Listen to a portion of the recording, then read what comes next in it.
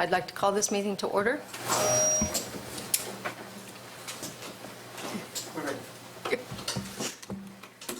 Please stand for the flag salute.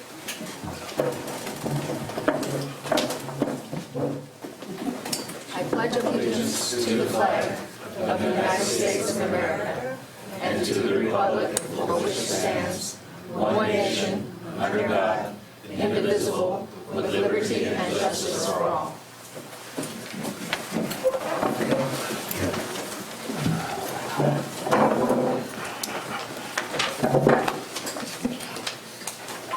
We will now take a moment. Excuse me. We will now take a moment for silent observance, please.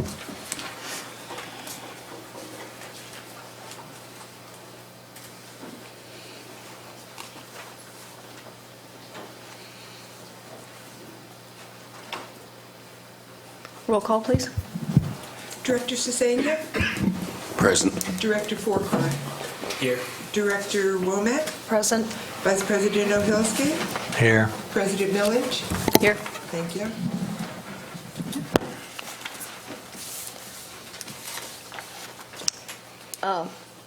Could we have a report out from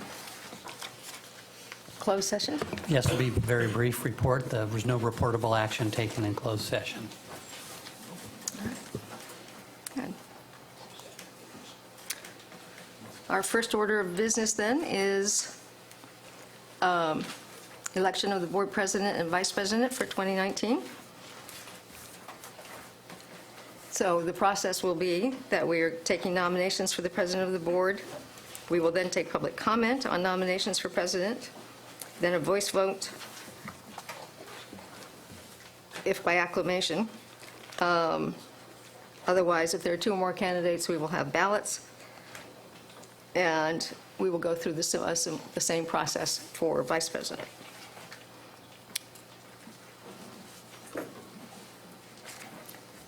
Do I have nominations?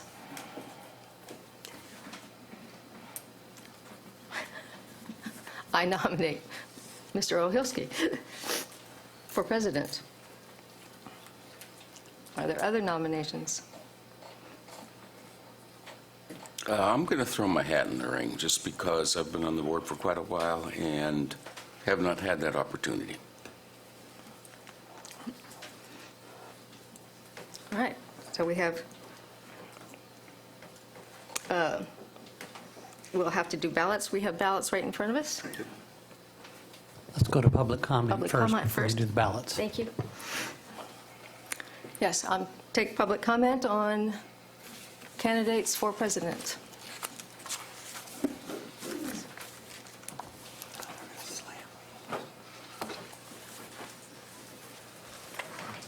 Hi, I'm Vita Miller, longtime resident, and here to support Chuck Cesenia to be the president in the year 2019.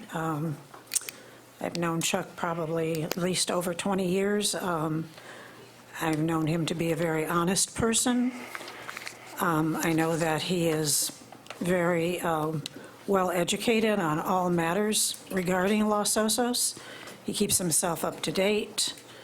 He, if you ask him a question about what's going on, he can find out for you if he doesn't already know the answer, frequently does. I guess I certainly think he's the most knowledgeable person in this community, certainly about water issues. I'm not aware of anyone else that's more knowledgeable than Chuck Cesenia. And of course, I certainly believe it's his turn. How could it not be his turn? He's been on the board this time for 4 years and has not, if there's some kind of order or succession, how is it that Chuck did not come up to be at least a vice chair or vice president, whatever? And to my knowledge, he hasn't even held that position. Someone reminded me that this is his 4th time to be elected to the CSD board. And nobody else has been elected 4 times. Now, how long has the CSD been here? Since 1998, I believe. He also got the most votes, and by quite a large margin. So how much more affirmation do you need that this community wants Chuck Cesania on this board, and I certainly think they want his leadership. I do know when I sent out a massive email to people, I got certainly quite a few responses saying yes, that they agree. I hope that they contacted you. I asked them to contact this board. I have nothing against Marshall, of course. I have nothing against Marshall. I think Marshall's a very fair person. But come on now, it's Chuck's turn. Thank you.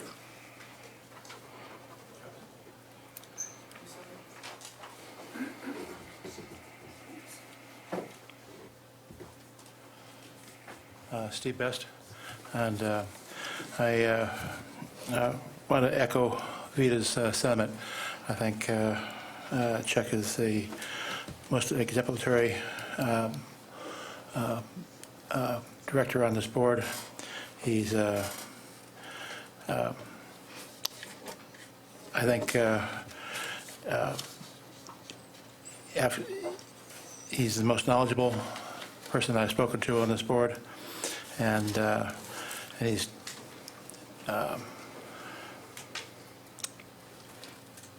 dedicated his past 16 years, past 4 terms, to dedicated to the Melissa's. I'm sorry, dedicated to the Melissa's principles. I think that Chuck Cesania is the best choice for president. Thank you, Rich.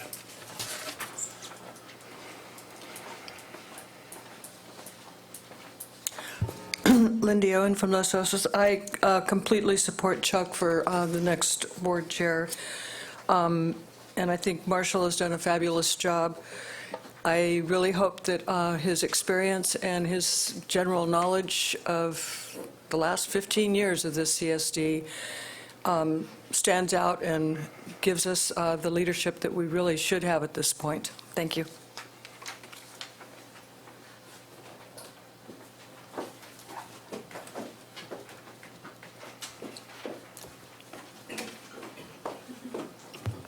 Lynette Tornotsky. Nothing against Chuck, but I really think Marshall Ohilsky is the person who should be your president. I think he has the background, the negotiating skills, and he sits on a lot of different boards and councils, and I really feel like he has the connections to know what's going on the broader scale, and I really hope you will support Marshall.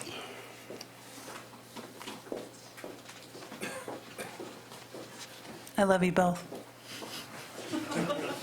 Your name for the record?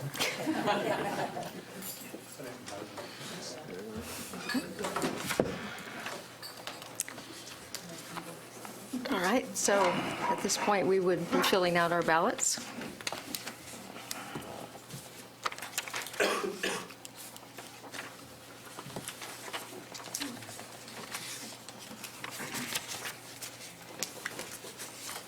Where's your hat to take them in?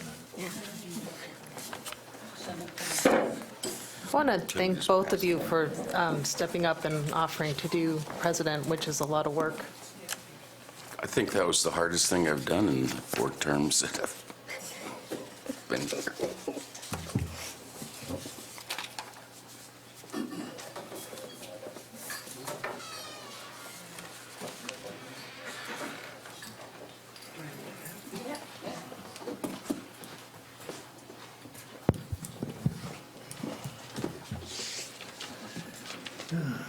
Marshall Ohilsky. Marshall Ohilsky. Chuck Cesania. Chuck Cesania. Down to the last ballot. Marshall Ohilsky.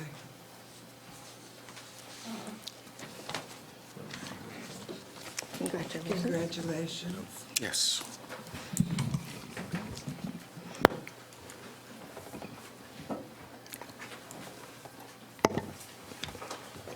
I will now take nominations for vice president. I'd like to nominate Chuck Cesania, please.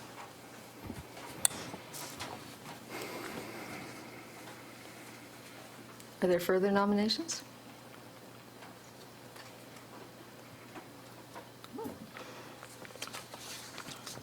So let's remember to have public comment before we do the acclamation.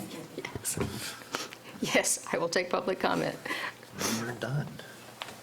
Mhm. Then you're done. Then come over to me. No. I don't think anything needs to be said. Thanks.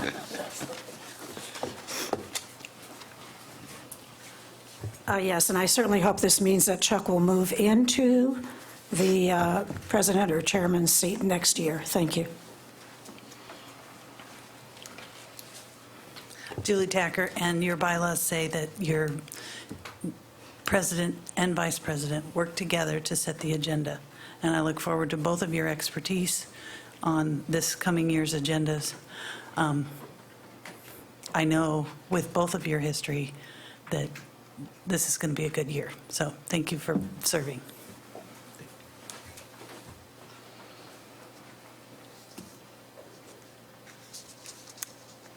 Now I'm calling for a voice vote. All in favor? Aye. Aye. Aye. Aye. By George, I think we've got it. Moves over to me. Yes. I get the gavel. You get the gavel, you want the seat. Okay, so thank everybody for their support, and I look forward to working together with Chuck over the upcoming year. So the next item on our agenda is item number 7, presentations, the draft fiscal year audit. Are they here, Renee? I can't see. Oh, I'm sorry. I see you now. Okay, so you want to just have Adam come up, or do you want to take the Yeah, we'll lead? have Adam come up. Adam Geis with Moss and Levy is here. He is our auditor.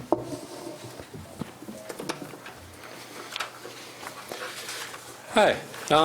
As Renee mentioned, my name is Adam Geis, and I'm a partner with Moss, Levy, and Hartzheim. We completed the audit services for the district this last year. This is a draft of the financial statements, and with acceptance tonight, it would become the final of the audit. A few things I wanted to point out. It is a clean audit opinion. In the opinion letter, that means we didn't find any material issues with the financial statements. The next section, the management discussion and analysis, that's a good summary of the financial statements prepared by management. Highlights some of the changes that took place in the district during the year, discloses some of the district's reserves, and just gives a good summary of the rest of the pages. A few other things I'd like to point out. The district did come in under budget on expenditures for both the general fund and the fire fund this year, as disclosed in the budget comparisons. And one item that's a little bit unusual that you will note is there are several restatements this last year. A couple things happened this last year. One is GASB 75, which is a new government auditing standards statement, changed the reporting for retiree health benefits. In the past, it was reported in the financial statements, but it was more of a, I think it was 15-year amortization towards the full liability. Now it's recalculated, and you actually put down the full liability in the financial statements. And this was a restatement of, I lost my page. Give me a second. That was a restatement of about $250,000. And what that is, it's not that anything changed with the district and your policies, it's just an implementation in order to give a better picture of what the district's liabilities are moving forward. And it's also to report it kind of in the same way that the pensions are now reported. Another item that led to a restatement this year was the Bay Ridge and Vista de Oro loans. When those were issued in the past, the money was transferred, but those were treated more as transfers. So this is treated as a loan in order to show that there's money that does have to be paid back to the water fund.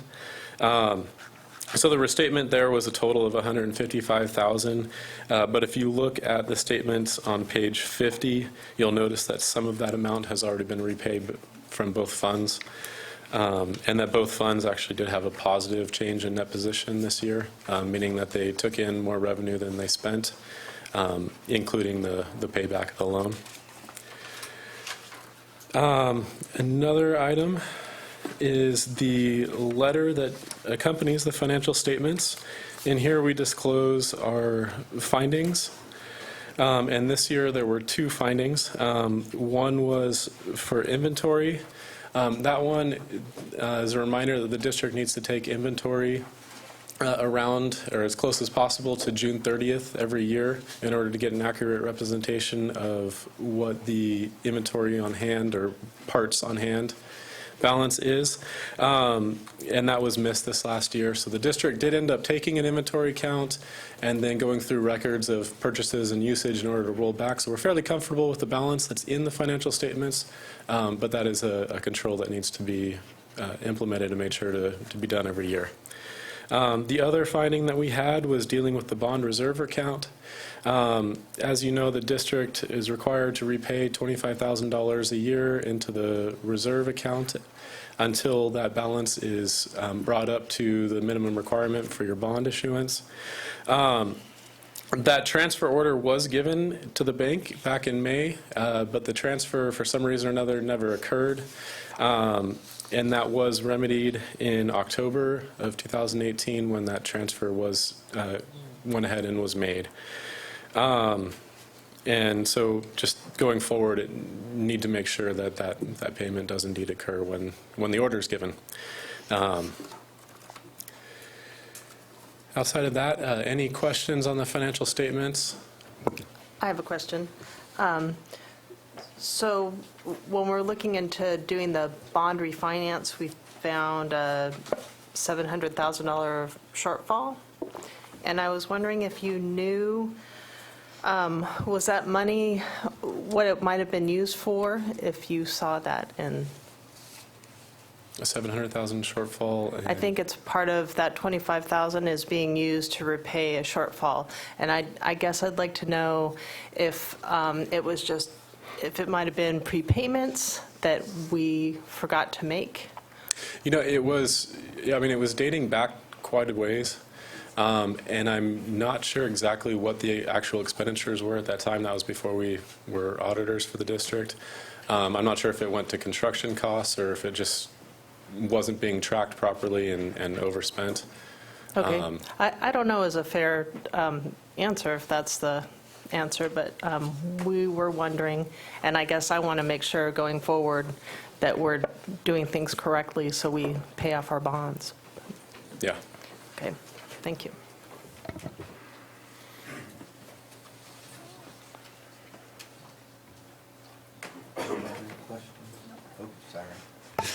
Any other questions? Do we do public? This is a presentation, so there's no public comment, or is there? It's a presentation, just receive and file. You don't take action to approve, but you may ask for public comment if you want anyway. I'll take public comment in case anybody has any questions. I know this has been before the Financial Advisory Committee twice, so I've got all my questions answered. Okay. And I did want to point out that the district staff with Renee and Adrian and Ann were very helpful in terms of getting me all the information that I needed in order to do the audit this year. So thank you. Thank you. We'll take public comment. If there's any additional questions, Adam, I'll bring you up at the end, okay? Okay.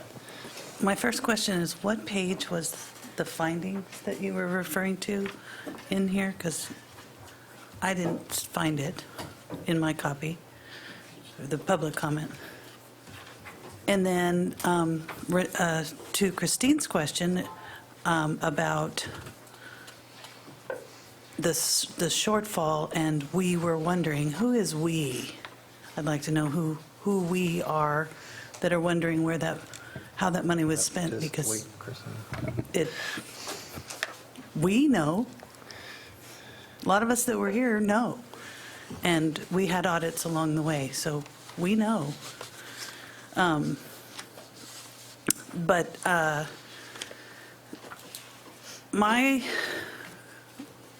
was looking for findings, and I didn't find them. Did you have a page number? Anybody? So I didn't find them. And when I saw findings in past audits, they referred to the previous findings and how they were resolved.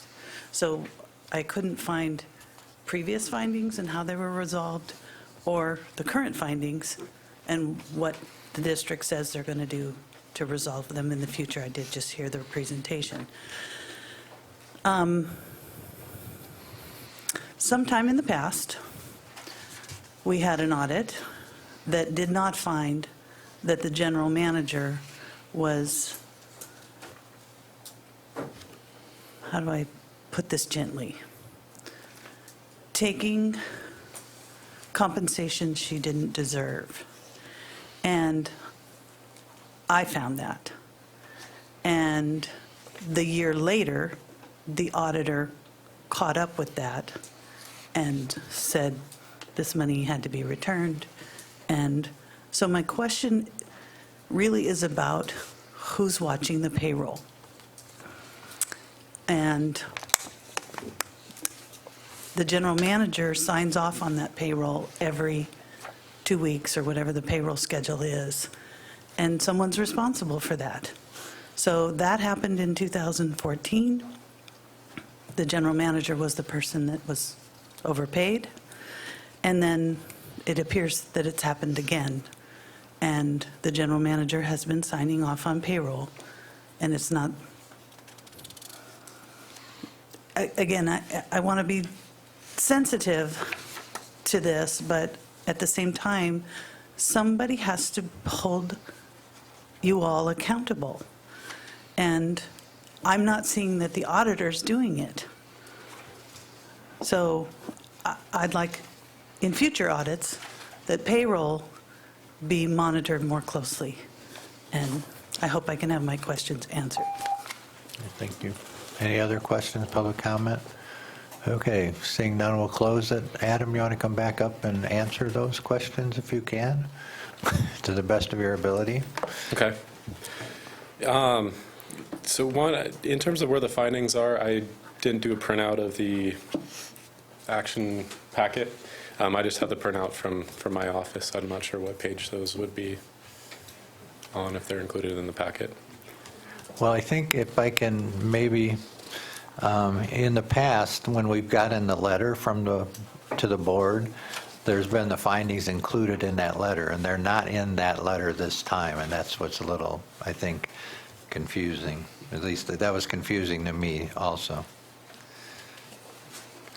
Unless you guys just reformatted the letter, because it does talk about corrected and uncorrected misstatements. So in the past, would that be what was normally called the findings? It should be a letter that's supplemental. It's not in the actual report, but it goes along with it. Right, exactly.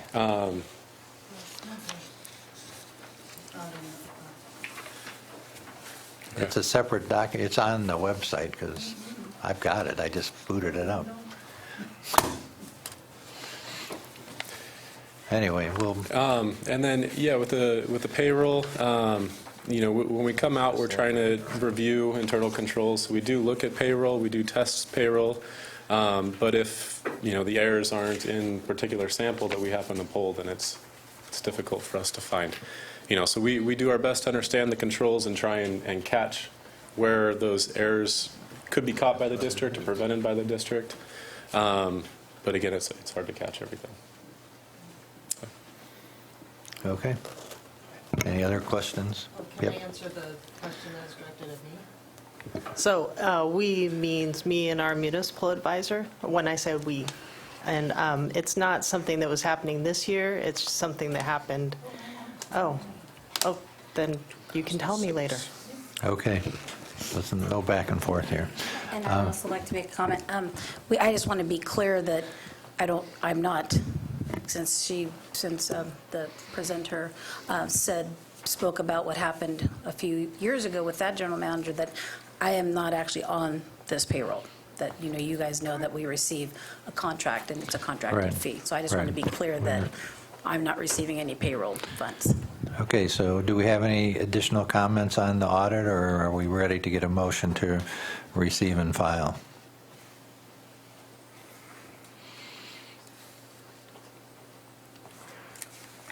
Can I move that we receive and file the auditor's report? Yes. I second the motion.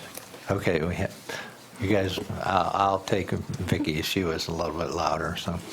Okay, so we have a motion and a second. All in favor, say aye. Aye. Okay, passes unanimously. Thank you, Adam. Thank you. Okay, so we have public comment now for items that are not on the agenda, and that includes, when it says not on the agenda, things that were on closed session that people already spoke about were on the agenda. So if there's anything else that anybody would like to speak about, now's your chance.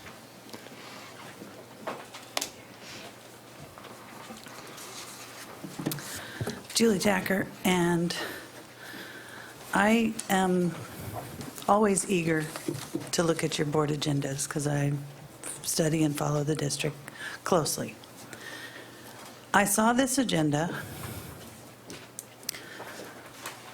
and noticed immediately that the first meeting started at 5:30.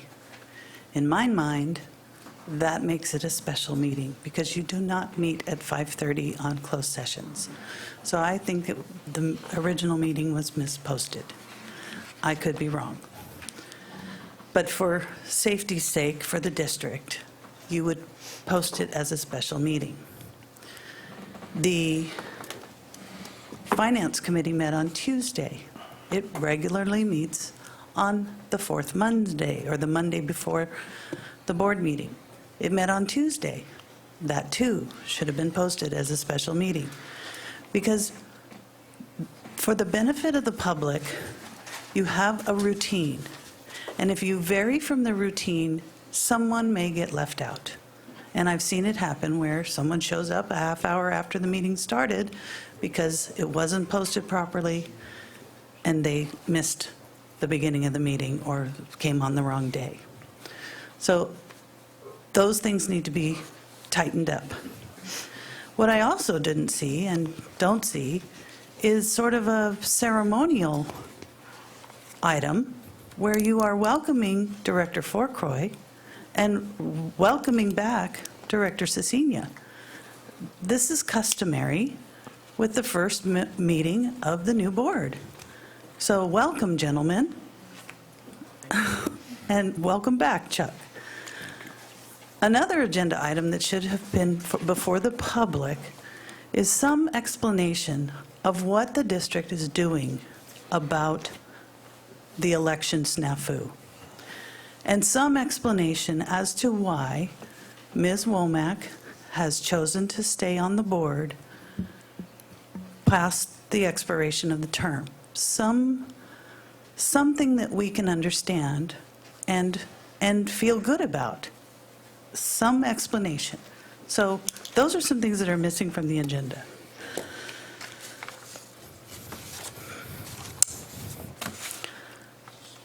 There's a problem in the district, and I wrote you all a letter on December 21st because I did find a payroll anomaly that came about because your general manager is asking for a mid-year budget adjustment for directors' compensation.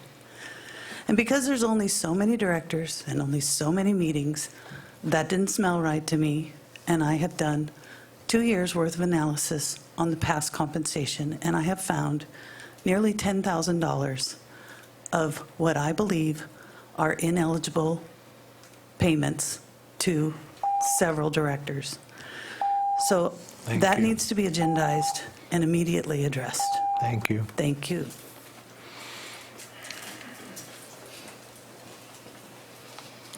Lindy Owen, I wanted to speak to the issue that Julie just spoke about, compensation to board members when they attend different meetings. It's very clear in the bylaws what meetings are covered. There's usually a $100 compensation for these meetings and for separate meetings that they chair, subcommittees. I am appalled that the past director, Vicki Millage, clearly knows the rules, and yet the approximately $6,000 that she asked for overcompensation on has not been addressed, and I want it addressed. This is the same kind of problems that we have had in the past, and they're not acceptable.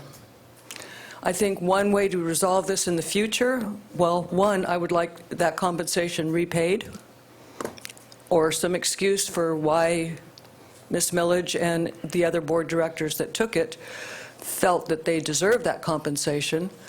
I don't want to see the compensation packet boosted until the community has an explanation about why we are going to increase compensations. This is a community service in a lot of ways. That compensation is simply to help with all the time that all the directors, which we appreciate, put in. One correction I would like to see, maybe the auditor can support that, is that the Board of Supervisors does this. When anybody takes a compensation, one of those 4 or 5 board members, it is listed, and we know what that compensation was, and if you want to, you can find out what the reasons were. And I think that that should be in your warrant register every month, a new breakdown that talks about the compensations. If it's just the usual compensation, go ahead and list it. If there's extra compensation requested, please make that available to the public. It shouldn't have been a matter of going back and discovering over 2 years of mistakes. And I do hope that the directors that overcompensated themselves will pay it back. Thank you. So I'm Vita Miller. Yeah, I want to agree with what Lindy just said. I don't want to go through all that again. I do want to state I was a public employee for 35 years, the County of San Luis Obispo. If I had padded my paycheck or coded my time card wrong repeatedly, whether it was a mistake or not, I can tell you that I'd be held accountable, probably would have lost my job. I certainly would have been brought up to try to find out what was going on. That's just simply not allowed in the public realm. And I do think the public deserves an explanation of how it happened, why it happened. Is the board not being properly trained as to what their compensation should be? Because if they aren't, who's responsible for that? But please, we need some answers about this, and I definitely think if it was wrongly taken, it needs to be repaid to the public, please. And my other reason, again, to comment, and I have nothing against Ms. Womack. I want to make that very, very clear. I'm talking about the election process and what went on in this past election, and I do not understand why she is still seated. On the website, it says that her term ended December 2018. I'm not aware of you having extended her term. You certainly didn't do it publicly. I was here at the last meeting. Nothing happened. I want to know what you're basing that on. Why aren't we getting that an explanation? I'm all about transparency in our election process. I want to make it clear, Ms. Womack did not get a single vote, not one single vote in this past election, whereas Steve Best came in third, only 60 or 61 votes behind Mr. Fourcroy. So I want to see something, some resolution. I want to see some explanation of this. If you have to hold another special election, I believe Tommy Gong said his office would cover that. I want an explanation. What's the citation, the legality for her to be able to stay seated on this board when she was not elected? She ran for a seat that did not exist. She did not receive one single vote, and it is not. This is not personal, okay? I'd be saying this, it wouldn't matter who the person is that's seated there. But it's just not fair. I'm sorry, it's not fair. I want an explanation. Thank you.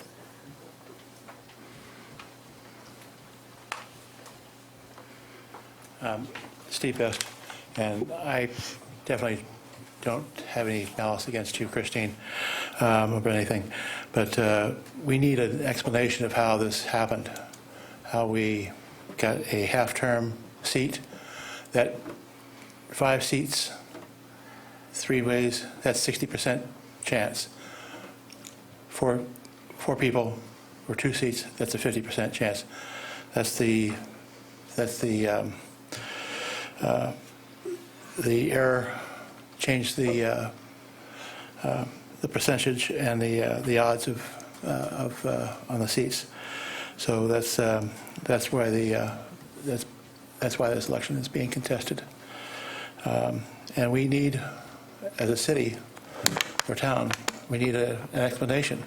Why did a director come back to this board with a 2-seat appointment and nobody else on the board and management, go to the recorder and say, hey, this is not right.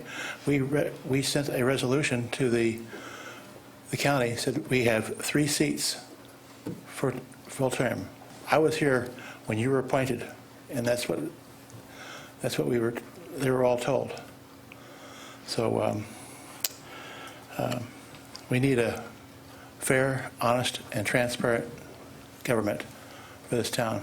And if we don't get that, we should disband this organization. Any other public comment? Oh, hi. Hi, pardon me, Tom Wright, Los Osos. Excuse me. We have an opportunity, now that the fire station landscape is undergoing a transition, and I would like to donate a little free library to be put in front of the fire station. I've worked with the staff at the fire station on their off hours, and they're excited about it.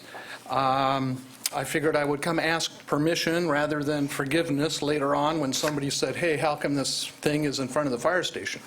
But in public comment on a positive note, if we'd like a little free library in the community, we have one available. Whoever, the citizens own the land, so I went to you for permission. Thank you. Unfortunately, fire's not here tonight, so we can't get their permission, but any other public comment? Okay, seeing none, we'll close public comment, bring it back to the board. We'll move on to item number 9, which is administrative committee reports. Fire department is not in attendance tonight, so we'll move right to the sheriff's report.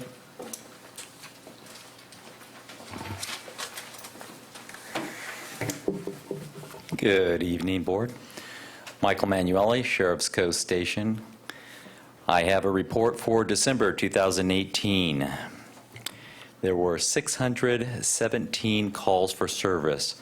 Compared to last year, same time period, there were 570. That's about an 8% increase in calls for service. Compared to other communities, Avila Beach had 73, Cayucas 148, Cambria 236, and San Simeon 43. Reports generated from those calls from service were 91 compared to 101 the previous year. That's down approximately 10%. Of note, there were 8 assault and batteries, generating 5 reports. We had an intoxicated subject who was punched in the face, but couldn't identify the suspect. Another subject at the laundromat was attacked by someone she knew. There was some kind of past history there. Then we had 3 cases of domestic violence. Disturbance calls, there were 45 different disturbance calls generating 3 reports, ongoing problems that the Sheriff's Office is well aware of and has been addressing there. Burglaries, we had 4 reported burglaries generating 2 cases. In one case, a bicycle was stolen from the garage. The subject was in the garage working, received a call, went inside to take the call. Someone took that 30-minute opportunity and stole his $3,000 bicycle. And then tools were stolen from a locked vehicle. Deputies checked the area, checked the vehicle, were unable to determine how entry was made into that particular vehicle. a lot of calls regarding thefts. We had 26 calls regarding thefts, generating 11 reports, and a disturbing continuing trend that I see in thefts, not just in Los Osos, but throughout the entire county. Our valuables are not secured. We had tools taken from a vehicle, packages stolen from the front porch, bike left on the sidewalk, tools from the bed of a truck, computer from an unlocked vehicle, bikes in the driveway, just the same thing, on and on. We try to educate the community, but you got to lock your vehicles. We had one phone scam resulting in a loss of approximately $2,600. This is a shopper scam. They call, they ask you to be the secret shopper. They say, we'll pay you $300. We want you to go out and spend $2,600. They send her a check. She deposits the check. The bank says it clears. The secret shopper, who does not identify themselves, says, would you please go purchase 2 $1,300 Apple gift cards, send me a picture of all the information, which you can cash now. Those cards mysteriously get cashed immediately, the check gets returned, and our victim is out a lot of money. Just be aware of any type of situation where they're asking you to pay by green dot, any kind of credit card or any kind of gift card. They take those, they cash them immediately, and you are out of the money, and there's no way to get that back. So that's my report for the month. Thank you. Any questions? No, thank you. Thank you. We'll see you soon. Okay, Utilities Department report. Pardon me. Utilities Department report. Congratulations, Mr. Ohilski and Mr. Cesena, for your nominations. Good evening, Mr. President, Board of Directors, citizens of Los Osos, and Happy New Year. My name is Jose Acosta. I'm your Utility Services Manager for Los Osos Community Services District. I'm here tonight to present your utility report for the month of November 2018. The total production for the month of November was approximately 13.9 million gallons of water, and that's an average demand of about 463,400 gallons per day. And that is a decrease in production from last year by approximately almost 5% decrease. Using the state's formula to calculate the residential per capita usage, for November 2018, our residential customers used approximately 61.4 gallons per day per person, and that's a decrease from 65 gallons last year at this same month. I did review the production and consumption numbers for the past year, and they have dropped over the last year. There was a couple months in the beginning of the year where they were higher than the previous year, but overall, that production and consumption has dropped based on the conservation efforts of the community. And even though we are getting this rain that's coming in, these storms are coming in, we're still not out of the red. So let's continue the conservation efforts, and hopefully in the next year or two, we'll get this rain that'll help us get out of those drought, the drought. Moving on to production and runtime hours by the wells. Each well site you could see is produced, how much gallons it's produced for the month, and you can see the increases or decreases in the right columns on the wells based off of the production, and that correlates as well below on the runtime hours for each well site. The bills that were billed for the months of September 10th through November 7th were approximately 10.6 million gallons billed, and that generated a revenue of about $199,000 for the district for the month of November. Moving on to the utility department's operation and maintenance tasks completed by the crews and the distribution and treatment sections. They completed their normal daily, weekly, monthly water quality monitoring, sampling, analysis, and reporting for all well sites throughout the distribution system. Conducted their monthly meter readings, completed roofing projects at Palisade Well Housing, worked with the contractor while 10th Street dive and inspection was completed. We received that report, and the tank does need some repairs, and we'll be coming forward to the board, the UAC, with those requested repairs and getting permission to move forward on getting some quotes on making those repairs. Continued residential meter replacement program, changed out approximately 78 meters. We have changed out in the 2018 about 710 meters over complete The meter replacement program started in 2014, and right now we're at about 55% complete of the whole system. I'd like to have that completed by the mid-year next year, be 100% completed. And we'll have every meter replaced by between 2014 and that date. Began training staff on proper operation of our valve exercising machine. We purchased this machine a couple months back, and now it's in service. This machine will allow crews to safely and efficiently operate all the valves within the distribution system, isolation valves, as well as hydrant valves.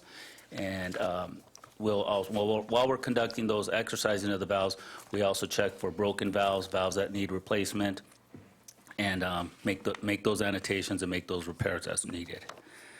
We conducted field inspection on the residential meter boxes and notify the customers who need to clear the brush around the boxes. We sent out a letter a while back to all customers letting them know that please keep the brush around your meter box clear so that it can allow the operator to properly read your meter.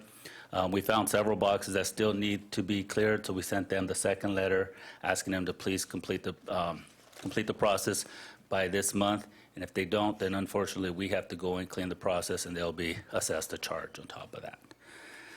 Just want to give the board a quick update on Bay Ridge septic tanks. We do have those tanks that are still up there. We were looking to receive some quotes, but throughout the holidays, unfortunately, people were on vacation. I was getting lack of responses from the contractors, so I didn't get a complete report to bring forward to the board. But I do want to report that I have a few that should be here by next week, and I also have one contractor who will be making a site visit at the location to provide a quote. I also wanted to let you know that we did find a second location that would possibly take the product, and it's a little closer, so that could affect the overall quote as well, which may produce a little more cost savings on that project. We also have a report that will be coming to the board, hopefully next month, or to UAC regarding brush removal at one of our drainage basins. We have some brush at some basins, so we have to possibly go out and conduct a snail report. So I'll have to come to the board with that information regarding how if we're gonna move forward getting that completed. Moving on to the drainage basins. We had every drainage facility throughout San Luis Obispo, well, throughout California, had to submit a trash implementation plan on how we're going to monitor our facilities that are heavily impacted by heavy residential or commercial areas. Unfortunately for the CSD, we only have one spot that's affected, and that's 8th Street in El Moro, and it's affected because of the school that's near that area. So we developed a plan, submitted it to the state, and it's currently under review. And once we get that approval, we'll let the board know that we've been approved or make the modifications that are requested by the state. The county rainfall totals are listed here as well. As of November, looks like we had approximately, well, I didn't do the math, so looks about 4.5 inches, a little over 4.5 inches total through the month of November. That completes my report for the month of November. Do I have any questions from the board? Any questions? Nope. Oh, Renee, do you want to add something? Oh, no. Oh. Okay, thank you, Jose. All right, General Manager's report. I see you were getting ready for that. I was just getting ready, yeah. Sorry about that. So staff activities for the month of December. Staff has been working with auditors to have the final 2017-2018 audit completed for the January meeting. Admin, water, fire staff have been working on the mid-year budget adjustments. The Utility Advisory Committee will be reviewing the mid-year document at their January meeting, which is next week. The board will review the final report at the February board meeting. And as part of working on the budget, we've been working with fire to, as we were reviewing their budget, to balance their reserves. That report went to Finance on Monday and was approved and is now under consent agenda item 11G.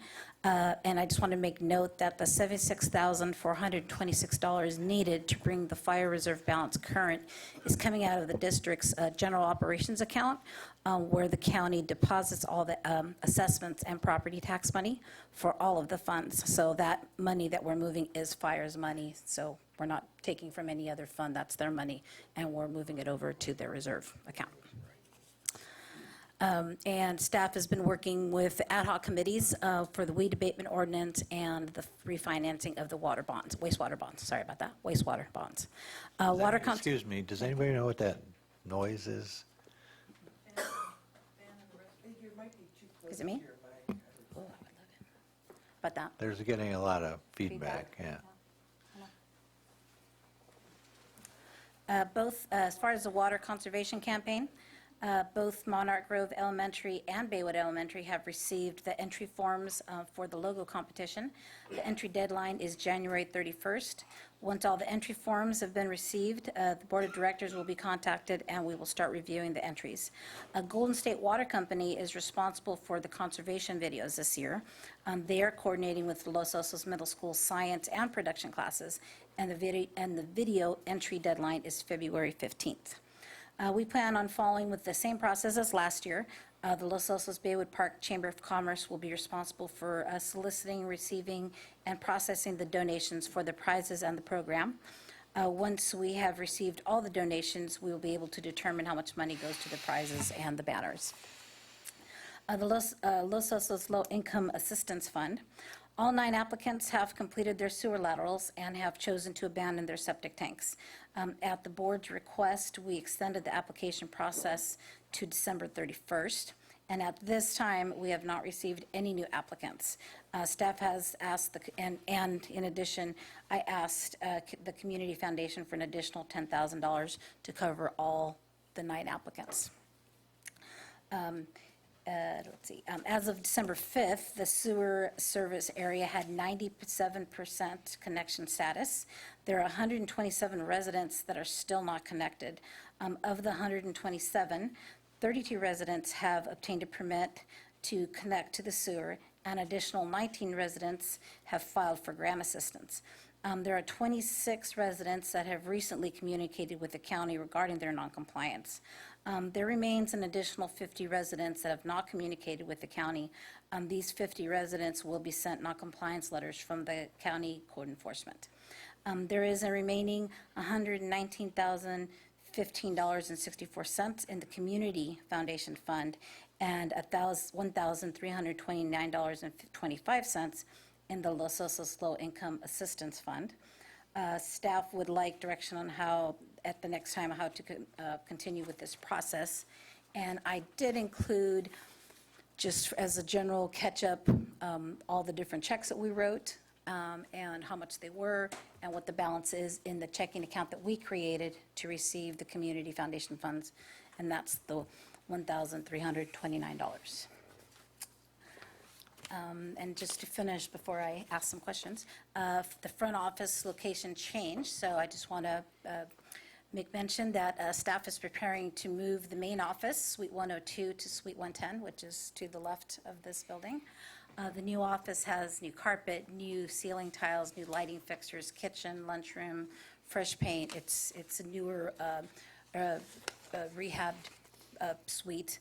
The landlord was originally asking for a higher price than what we currently pay for Suite 102, but has agreed to keep the rent the same. And the lease amendment is under consent agenda item 11H. And originally, the district was going to build a kitchen for the staff in the existing suite. The county has since asked for architecture design and a sewer vent pipe. Contractors were giving us verbal bids of approximately $5,000 to $8,000 just for this process. This would still not include fixtures. In addition to building the kitchen, the suite is old and in desperate need of remodeling, carpet, paint, ceiling tiles, etc. So moving to Suite 110 would, I feel, would save the district some funds in the future and provide staff with a cleaner environment. The expenses incurred for the move, I listed what those expenses would be. They total approximately $6,350.30. I did want to make mention that in the admin mid-year budget, we had set aside $6,450. So we're about keeping the same, hopefully a little bit less. And so I don't know if the board has any questions, but I would like some direction on what the next step or phase would be on the low income assistance fund. And Marshall. We're not going to, that's not agendized, so we won't. No, but, so you Right. should put it on the next If there are agenda and any- take it to. Are there any questions for Renee? We'll take that to the FAC next month. Take it to FAC next month. And Got then it. bring it back. Yep. Okay, Steve, you're up. Chamber of Commerce report. I'm sorry, I thought you had the agenda memorized.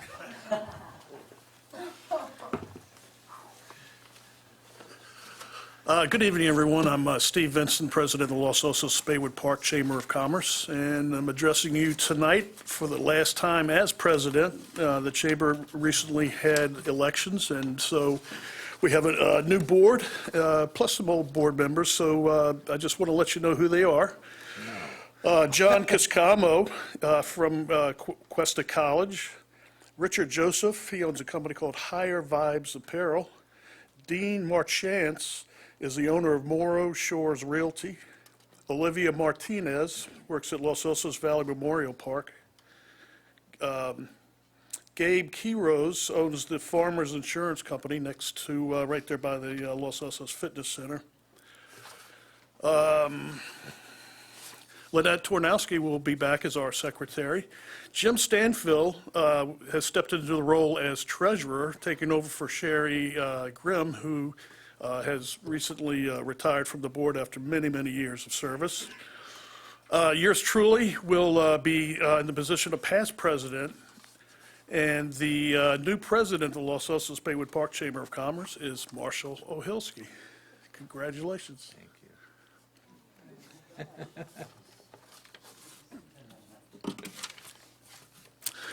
So all of this leads up to our celebration of accomplishments and installation of the 2019 board officers and directors that we'll be honoring, that we'll have on January 18 from 6 to 9 p.m. at the South Bay Community Center. It starts with a reception at 6 with a no-host bar, followed by a buffet dinner catered by Martine's Restaurant, and the presentation of awards begin at 7:30. And so the awards that we'll be giving out is the 2018 Citizen of the Year, who this year is Linda Quisenberry, and the 2018 Volunteer of the Year is Ed Glebe, and the 2018 Business of the Year is Kreiser Construction.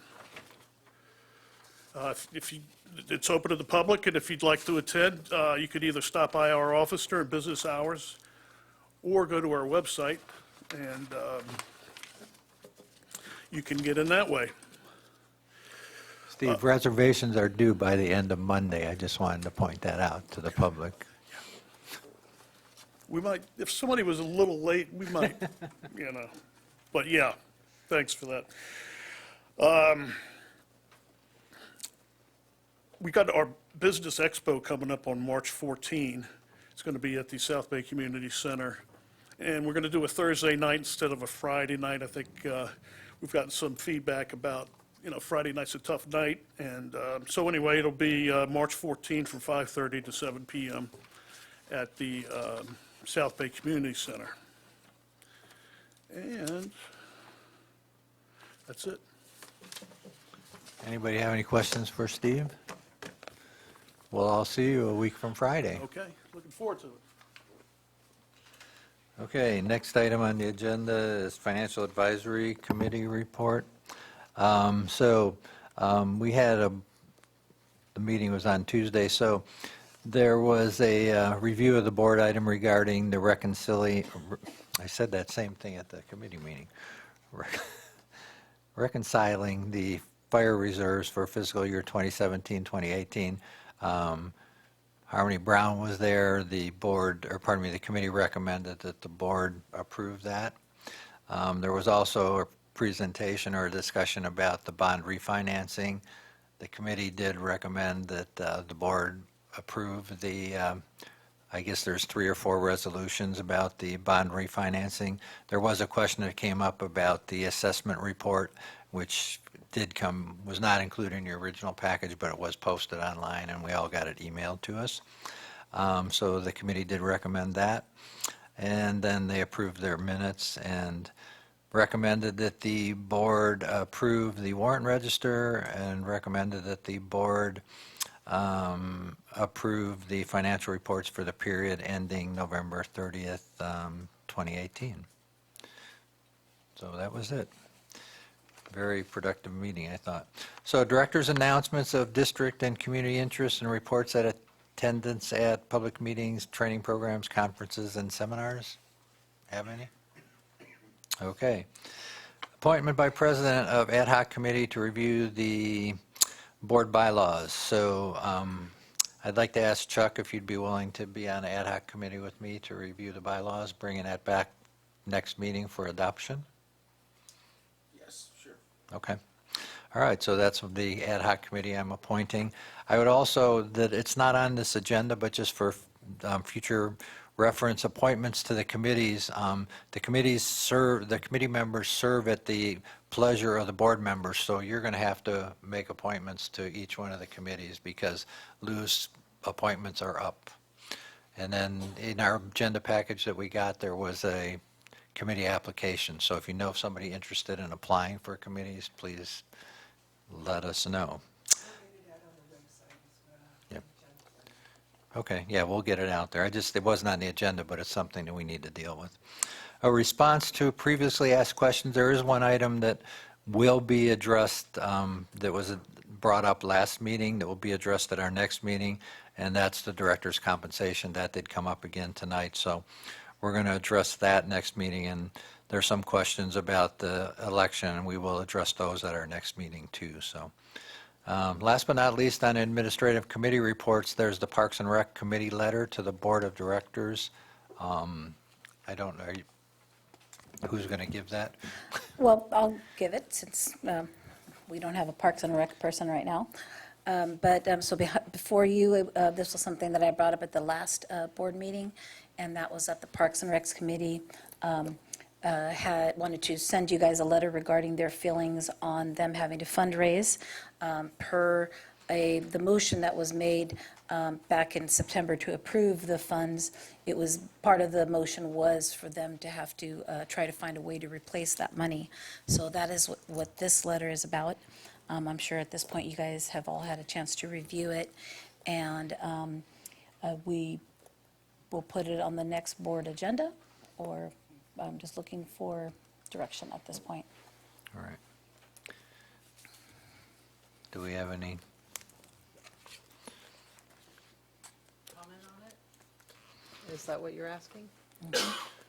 I agree with their letter. Yep. We have money Your for... mic, your microphone. It's on. We have money for Parks and Rec. It's not a huge amount of money, and we should spend it on ourselves. It's not doing us any good collecting a little bit of interest. It's better used getting rid of the tire chips that everyone didn't like. Yeah, and I don't think, and again, I said this, I think, last week, or last meeting, I don't think it was our intent to make this a requirement, but it was just something that they could look into, that if they had people that were interested in doing it. So I think that's how I don't think there's any reason to bring this up again. I think we just let it, unless somebody wants to. We were going to ask for reimbursement from the county, which is where it should come from. Well, this is separate. This is different. And I don't assume we will get it, but we can still ask for it. And No, we this do was have just those having the Parks plans. and Rec Committee go out and solicit funds, which Yeah. they're not going to do. Yeah. So. But yes, I do want to assure you that at the last Parks and Rec meeting, we are still planning that, and them not knowing what was happening with the committee, who was in and who's out and all that. That is one of the items that's going to be on the first Parks Committee agenda, is addressing that. We do want to go to the county, and we do want to do that. But this was the fundraising part. Okay, good, because that was clearly actually, that was I think the greater part of the message to the committee was find a way to present to the county the fact that we would like to work out a reimbursement plan, Right. not Not go out solicit and solicit funds for- from the community. Okay, so public comment on items that are on this administrative and committee reports and the consent, May- excuse me, sorry. It's my first time doing this for a while. Does anybody have any items on the consent agenda they'd like to pull? I would like to pull 11H. There's something I would like to add that would need actual board approval to the addendum. Okay, so, anybody else? Okay, seeing none, so we'll take public comment on the administrative committee reports and the consent agenda with the exception of item 11H. What is H?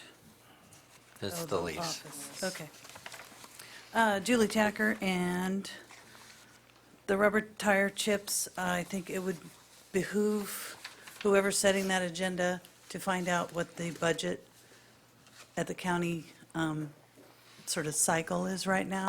Where are they with getting it into maybe this next year's budget, or how soon they can get the reimbursement into a budget.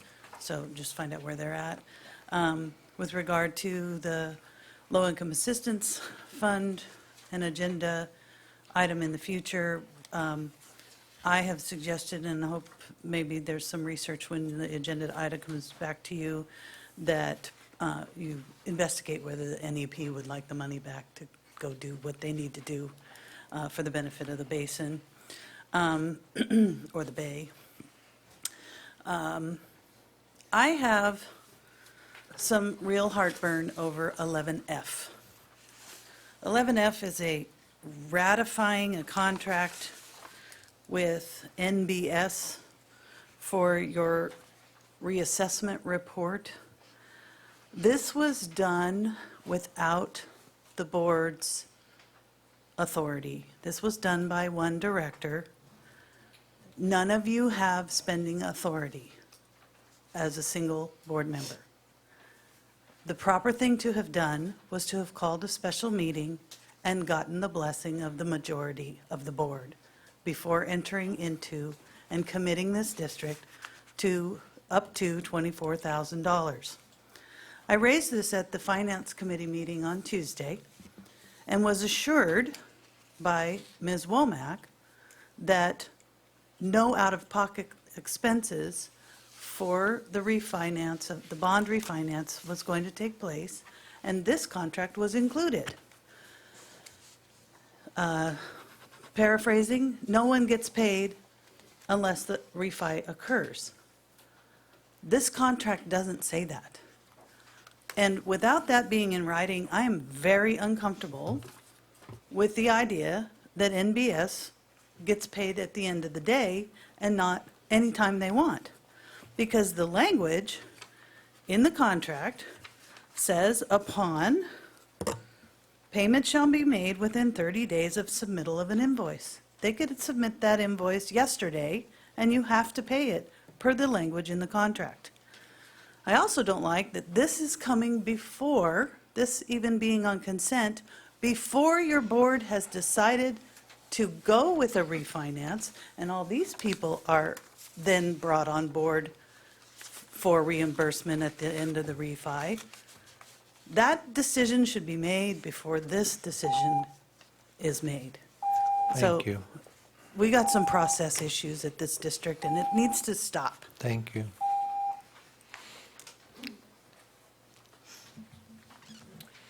Lindy Owen again. I want to just, Hold on.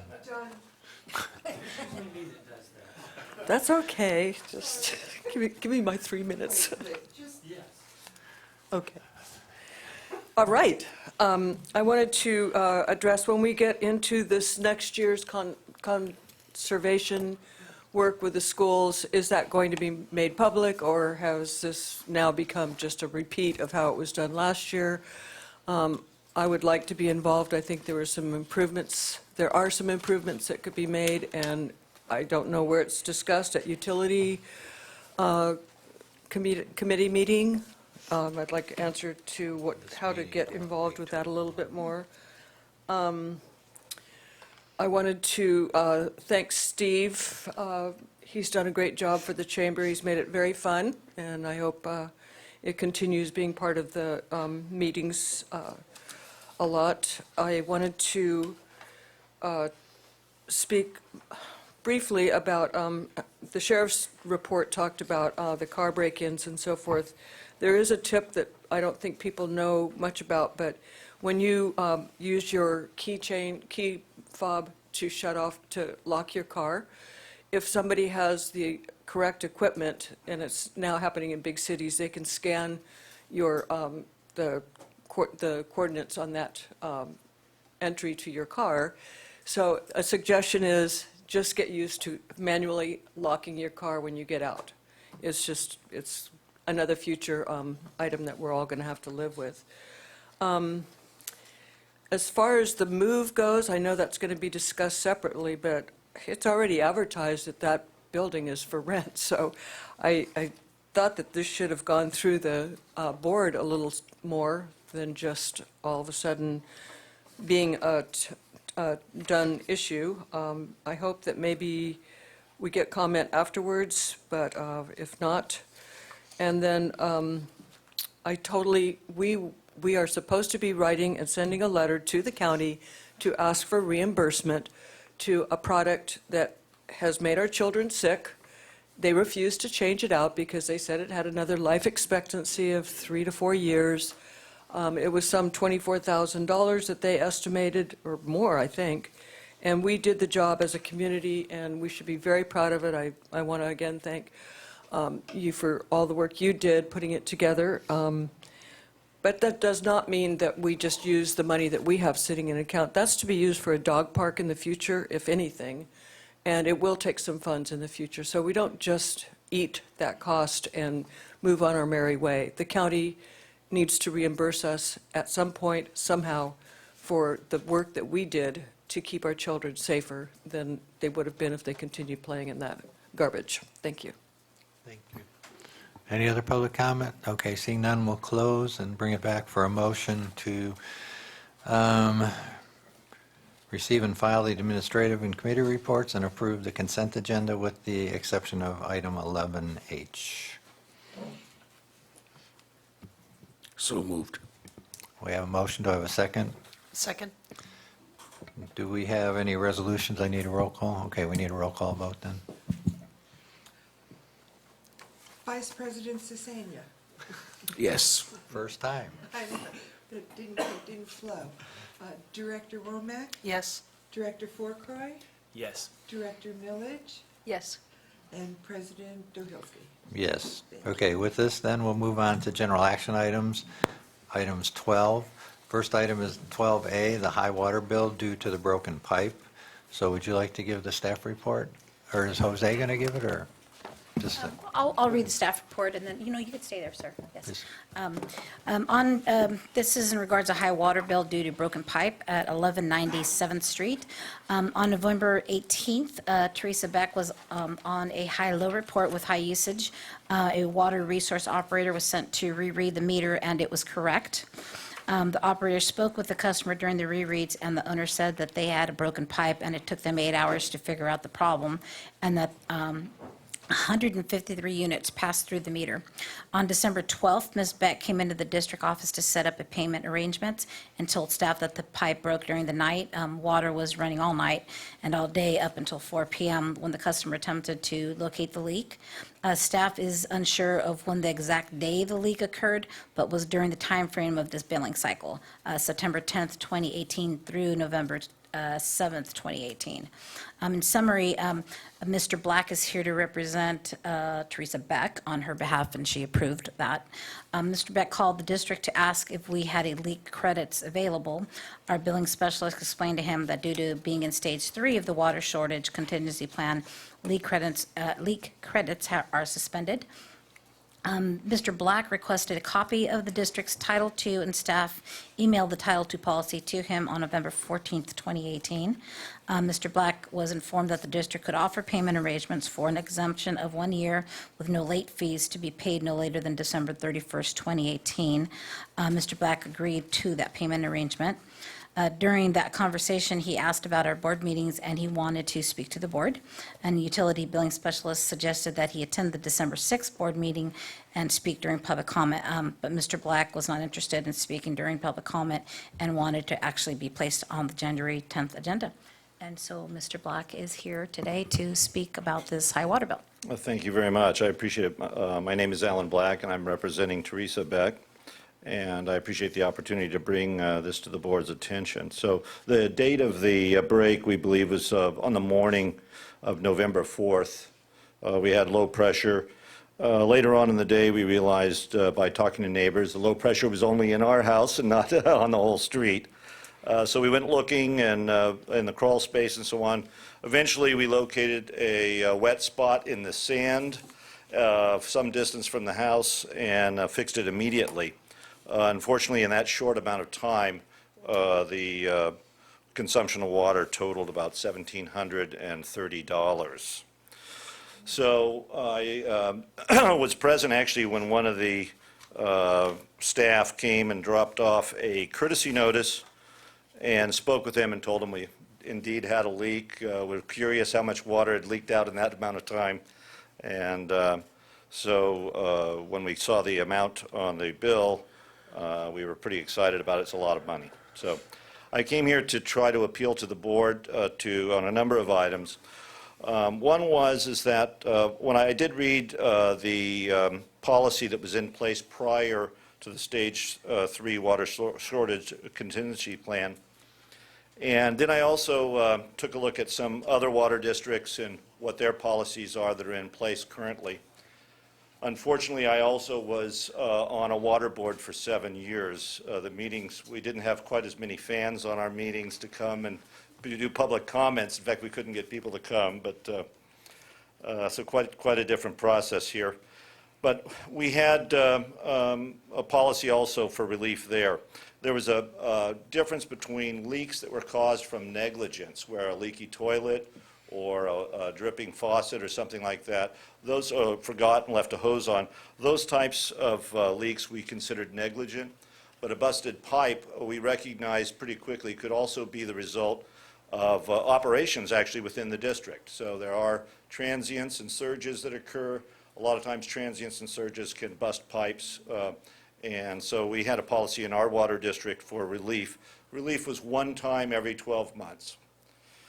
So when the relief was removed because of as part of the Stage 3 water shortage contingency plan, I would hope that the suspension of this policy was to encourage maintenance and vigilance for conservation, and this would curb negligent maintenance of toilets and leaky faucets, but not as a penalty for a one-time leak beyond the control of the customer, and was resolved the same day. So this is the only leak that Mrs. Beck has had in 16 years of ownership. The timing couldn't be worse because the customer has been on medical disability and unable to afford the $1,730, even spread out over 12 months. And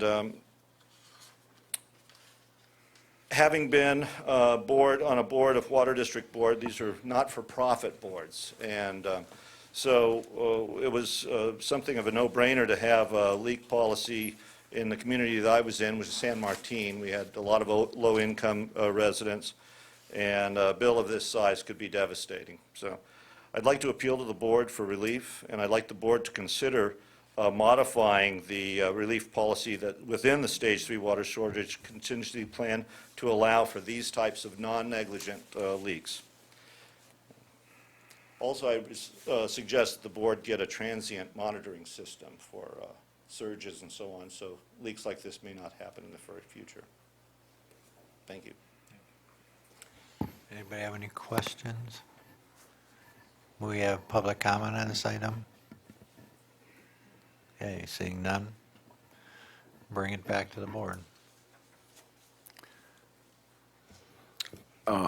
Regarding the possibility of some kind of surge, we had no other complaints from anybody else, no other breaks in the neighborhood anywhere else? That is correct.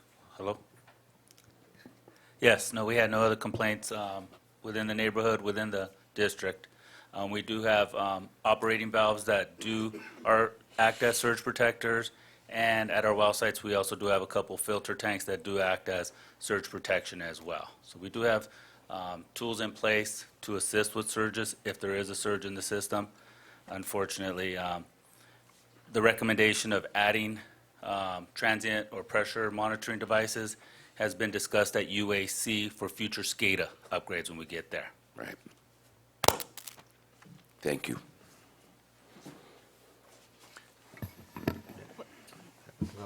No, go ahead.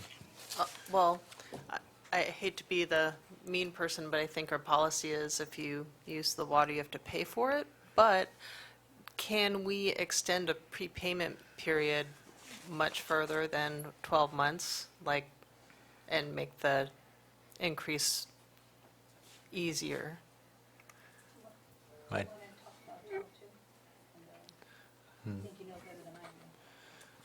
Well, I think also Roy needs to address this more than, because I think under the current policy, we don't have the ability to do that.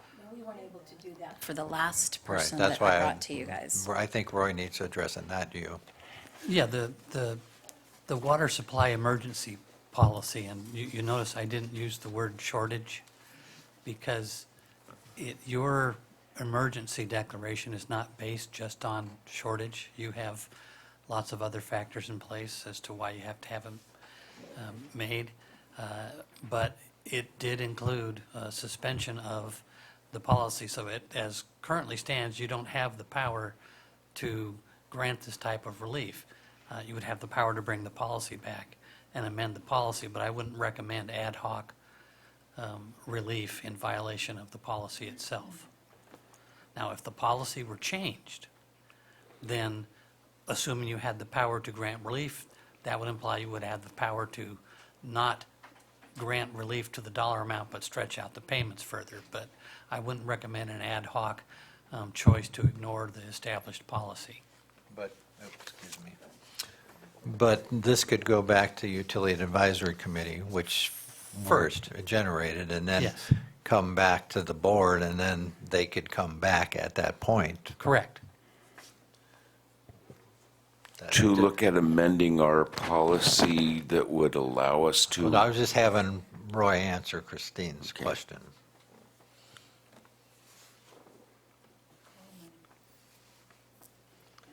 Okay, we need something. I want to say that there'd be quite a few people. I mean, I could think of maybe 10 situations where this has happened. So if we do that, I mean, and I'm not saying not to do it, but if we were to do that, there's about at least 10 that I can think of in the past 2 years that I've been here that's happened to, and we've told them no. Yeah. And like I said, not to mention Coleman, we gave her a year. Hey, Julie. So, yeah, I don't know, as the chair of UAC, at least for now, so what do you think? We welcome all issues. So I think the best thing that I would suggest is that we refer this back to you, because Roy's saying we don't have the authority to do this, and then have UAC take a look at it and bring it back to us so we can decide. And then if at that point the committee is recommending a change in the policy, Black and the other people would have the ability to come back and ask for reconsideration. Does that make sense? That's what you were saying, right, Roy? Kinda, sorta? I was trying to dance around it a lot more than that. So I think that's the best we can do at this point. So we'll take it to the next Utility Advisory Committee meeting, and you're welcome to attend that. I don't know if we can do the next. Already Yeah. post that agenda? Not next one, the one after Yeah, the next, I'm sorry. February. The February meeting, I apologize. Yeah, February. We'll make sure you get contacted with the date. I'll make sure you get contacted with the date. Okay, so we'll move on to 12B, which is the resolution adopting the district debt management policy. This is a relatively short staff report, so.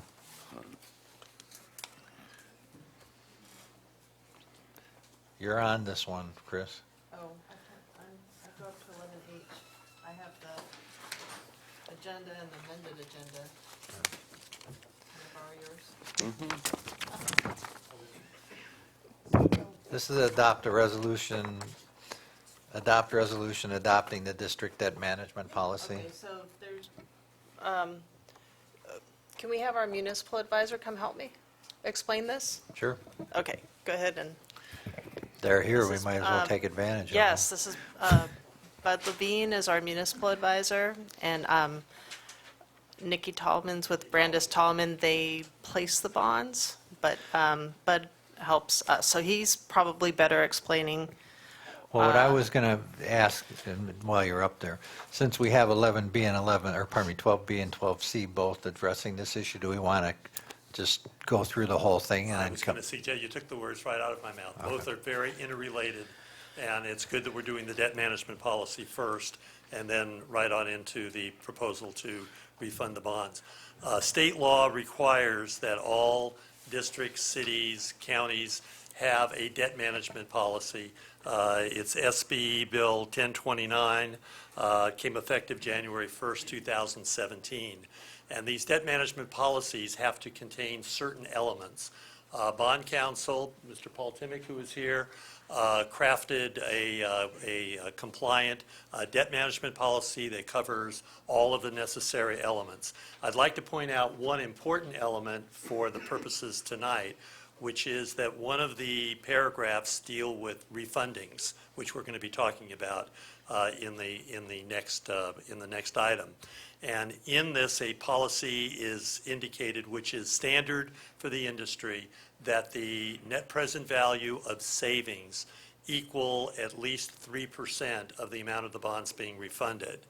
And if not, there has to be special action by the board to allow for that. That gives you the flexibility that if there were some reasons why the savings wasn't really the important circumstance, but certain covenants and certain operating requirements needed to be changed, you could use that with board approval.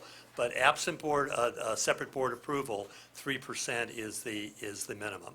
That's something to keep in mind when we talk about the proposed refunding of the 2002 wastewater bonds. So basically, it's a very standard policy, covers everything, talks about the type of debt that you can issue, talks about the process, talks about continuing disclosure, which is a significant factor once you have issued debt. And as your advisor, I recommend highly that this particular policy be adopted. And then that will allow us to consider the refunding, and you couldn't do the refunding without some debt management policy in place. Anybody, you want to add anything to that? Paul, any? Well, the last statement is. You need to come up to the microphone, I'm sorry. That's why we have him here. The state law was amended to require you to adopt a debt policy. However, if we authorize bonds, it doesn't invalidate the bonds. So you don't have to have a debt policy, but if you read it, it's a wise guideline. It's no more than a guideline, and the board can change it if it wants it moving forward, but it gives you sort of a framework in which to view debt and when you would use it and why you would use it. So I think it's an important tool, but frankly, it isn't absolutely necessary to do the refunding. But again, I think it's a good policy. State law wants you to have one. Thank you, John Chang, who's no longer our treasurer, but he put that in.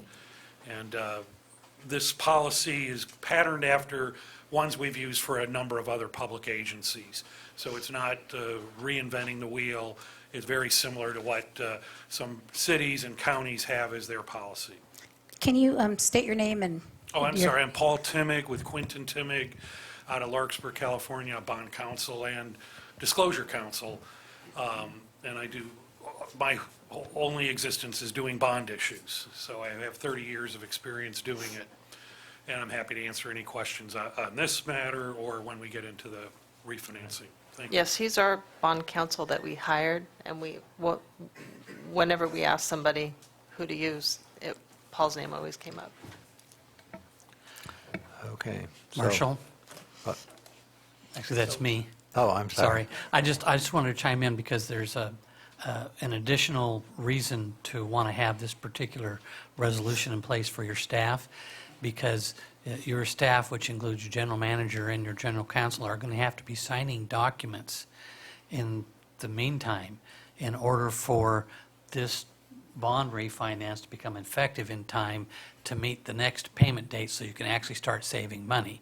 And for us to have that comfort level, we have to have something in place that tells us we've received board direction that as long as this refinance meets at least the minimum standards set forth in the resolution, we're okay to proceed. Without that, we wouldn't have a good comfort level. All right. So shall we, I don't, should we take this separately, Roy? I would recommend, just for neatness, that we approve this item first before we Okay. go on to the and next then one. move along? So do we have any questions, public comment on this item? Okay, seeing none, we'll close public comment, bring it back for a motion. All right, I move that the board adopt Resolution 2019-2, adopting the district's debt management policy. Is there a second? I'll second that. Okay. We need a roll call? Yes, I know we do. I said we do. Director Womack? Yes. Director Fourcroy? Yes. Director Millage? Yes. Vice President Sisani? Yes. And President O'Hills? Yes. Okay, with that then, we'll move on to item 12C, which is the issuance of the limited obligation refunding bonds wastewater assessment district. And there's three resolutions, 2019, 2019-03, 2019-04, and 2019-05. So we have a PowerPoint presentation. Correct. You have the clicker for me? Oh, it's right there. Thank you. We need, could somebody get those lights in the back there, please?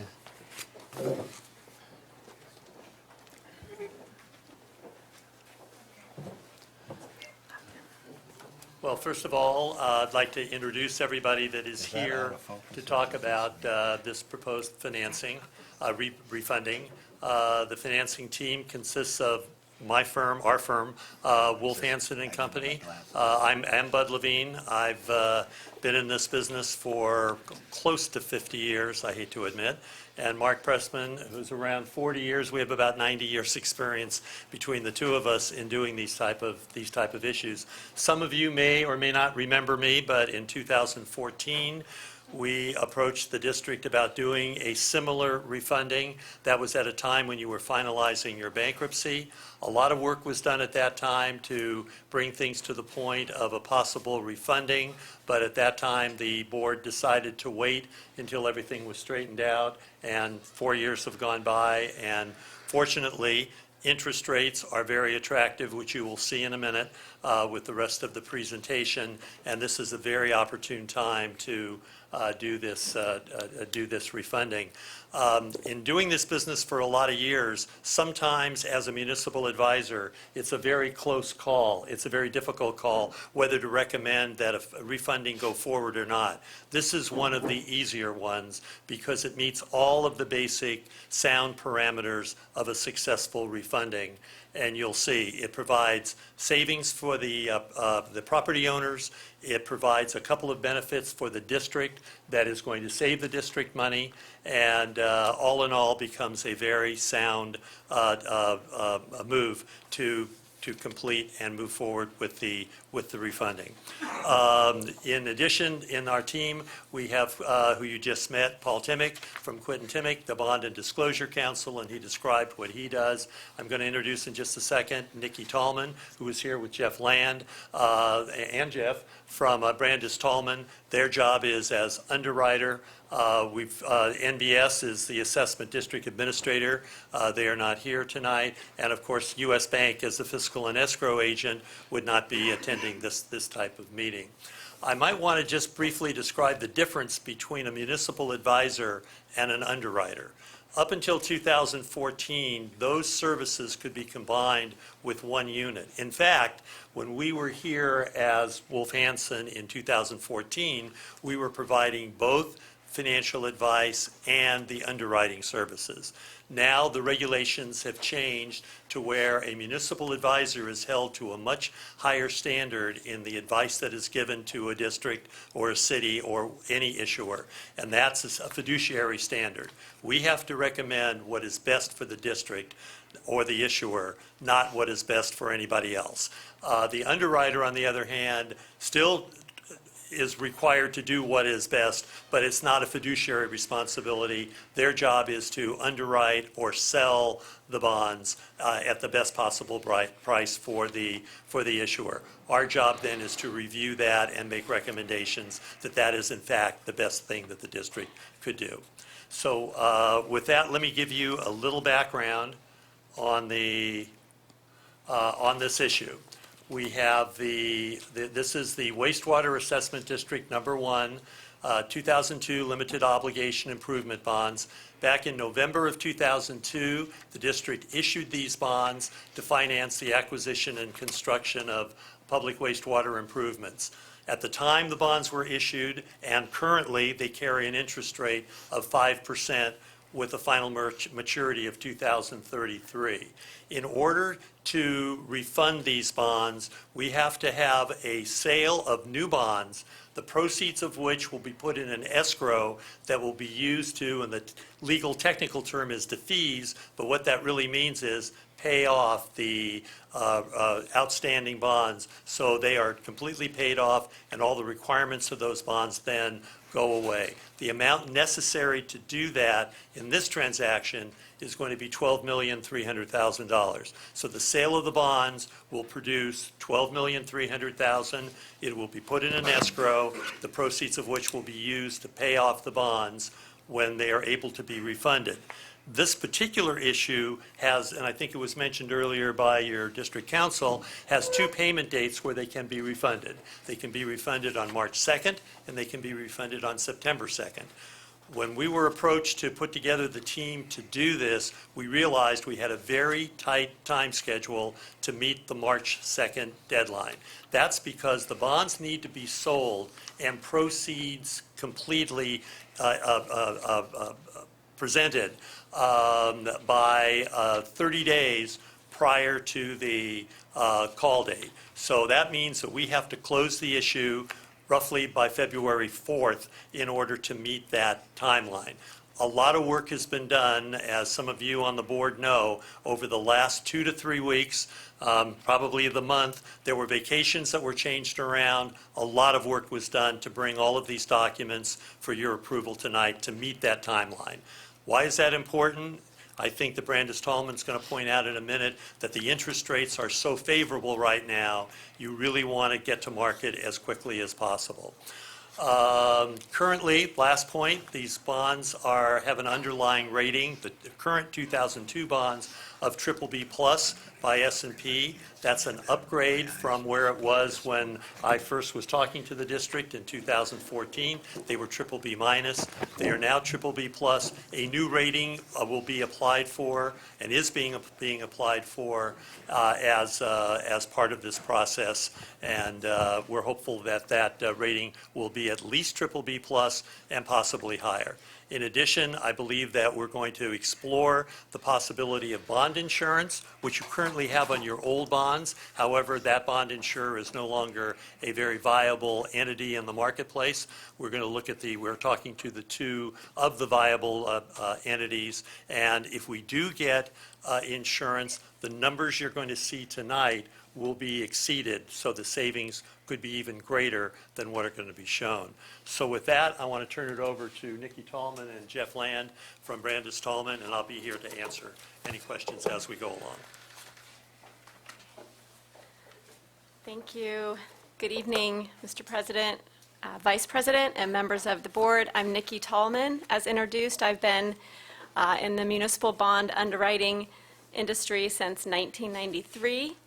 Founded Brandis Tallman in 2002. Jeff Land is a vice president with our company, and he's been with us for about 12 years now.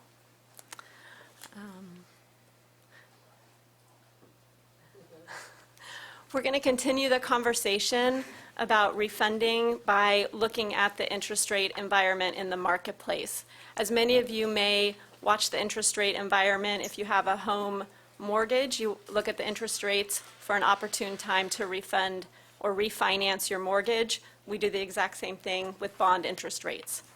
The benchmark for bond interest rates is the Treasury bond. And most municipal bonds will follow the Treasury market, sometimes with a slight lag.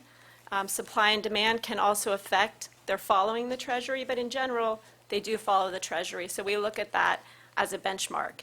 Most of last year, the interest rates were relatively steady, relatively stable, probably from February through the end of August. We started to see interest rates increase in the fall of last year until the beginning of November.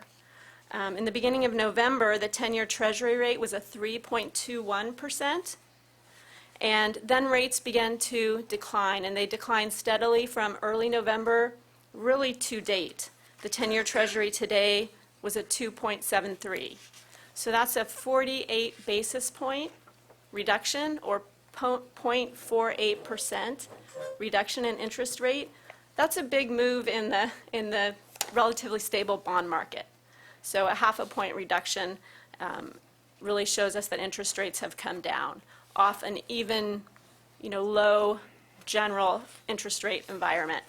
Last Friday, the Fed Chairman Powell made a comment that they will look for data to back up interest rate increases going forward, rather than a bias toward raising rates on a predetermined program.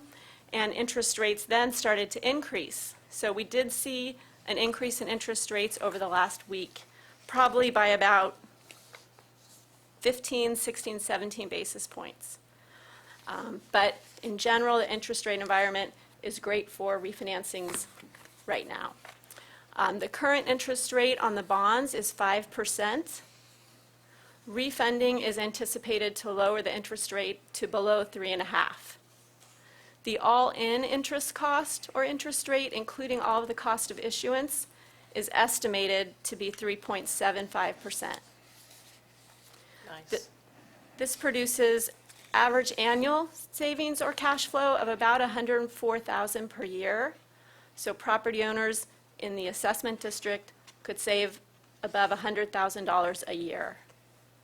The total cash flow savings over the life of the issue is about $1.37 million.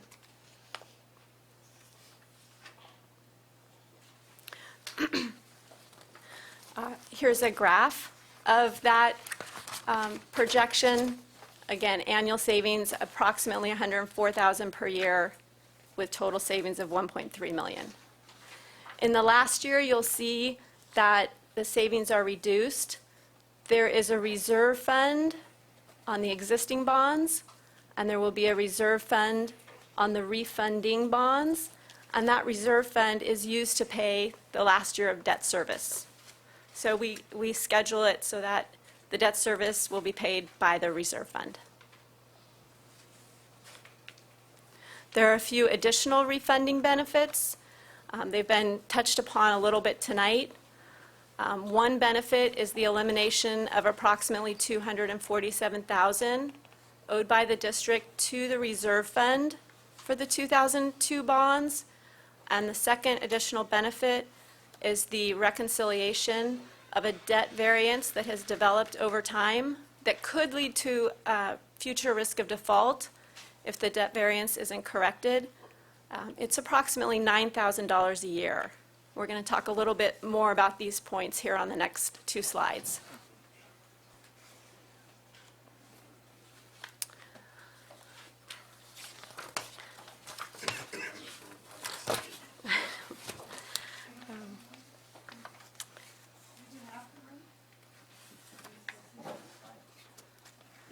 Is that better? It's a little hard, a little fuzzy, a little hard to see. Yeah, does anyone like a handout? Okay. I'll read through those bullets. And it's a background of the reserve fund for the 2002 bonds. In November of 2002, the reserve fund was fully funded with the issuance of the bonds. Oh, sure. In 2002, the reserve fund was fully funded with the issuance of the bonds. In September of 2006, approximately $714,000 of the reserve fund was used. In October of 2006, a month later, the district entered into an agreement with MBIA, the insurer of the 2002 bonds, to pay back that reserve fund, and it pays it back in accordance with the agreement, approximately $25,000 per year. And that comes from the district's general fund and from bond administration fees. In fiscal year end 18, the annual payment was deferred. The source for the initial deposit of the reserve fund is the official statement for the original issuance, and the source for the activity, September, October of '06 and fiscal year end 18, is the audit. Can I just Yes. add a couple of comments on this? Yes. First of all, just so everybody understands, the debt service reserve fund is used in the event that there's insufficient funds in the hands of the trustee to make debt service payments. The first thing that occurs is they draw money out of the debt service reserve. That's then supposed to be replenished as funds come in to pay. This is usually caused if assessment payments were not paid on time. What occurred here is apparently money came into the district. The district did not turn that money at that time over to the trustee. And so when the trustee did not have enough money to make the debt service payment, they drew down on the reserve because the money had not been transferred. MBIA was the insurer. Now, when they insured the bonds, they charged a particular rate, just like any insurance company is going to look at their risk as to determining the rate they're going to charge. When they see that there's $1.1 million in cash reserve protecting their position, they're going to charge a lower rate. And then when they see that there's only $400,000 in there, they feel that's a violation. And that's what caused the agreement that required the district to pay $25,000 a year until it was paid back. This $25,000 that was missed, we weren't sure of what caused that when we saw that in this year's audit, and it's nice to hear Renee cleared that up for us, and then also your auditor alluded to it. That was an automatic draw that was supposed to be made by U.S. Bank. They did not make that payment as they were supposed to, and then it got paid, I guess, in October. So you're currently up to date on that. So this was a little bit of a misstatement that has been put in this PowerPoint because we were not aware of that fact until the time. Sorry, Nikki, but go ahead. That's good. So with that background, if the district proceeds with the refinancing of the O2 bonds tonight, the obligation to reimburse the 2002 bond reserve fund will be eliminated. That will save an additional $247,000.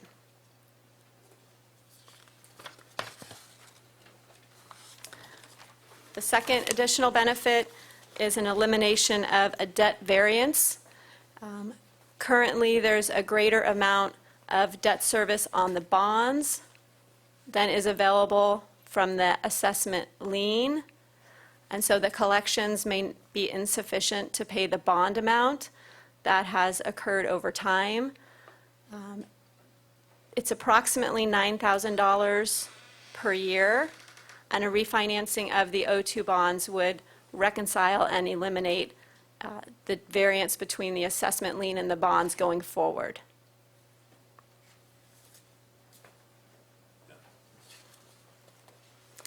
You might want to point out that the end result of that, to connect all the dots, would be if this continues at the end of the time when all the assessments. Oh, sure, sorry.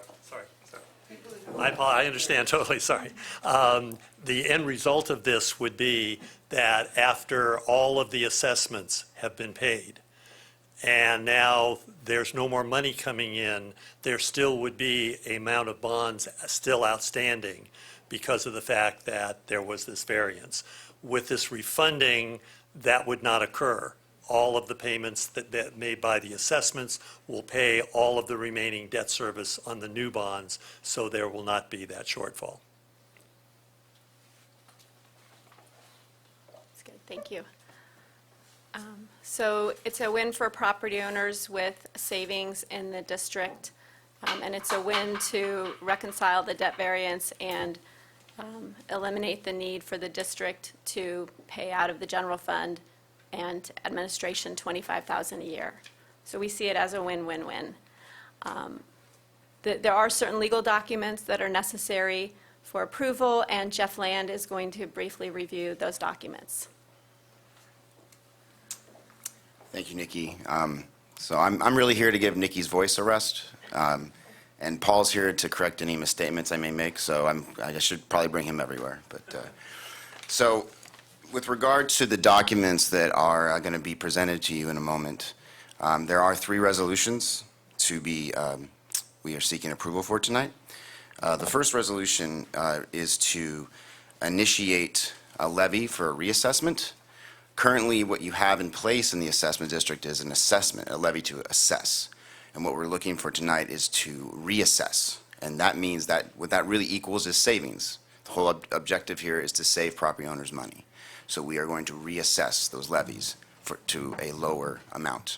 So that's the first resolution that will be presented.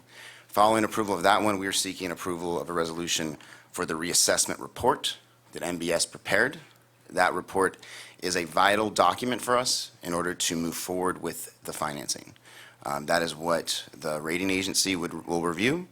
It is what our bond insurers that are evaluating this are going to be reviewing, and it is what investors who would be interested in buying bonds from us for the district would be reviewing. So that second resolution would be approving that.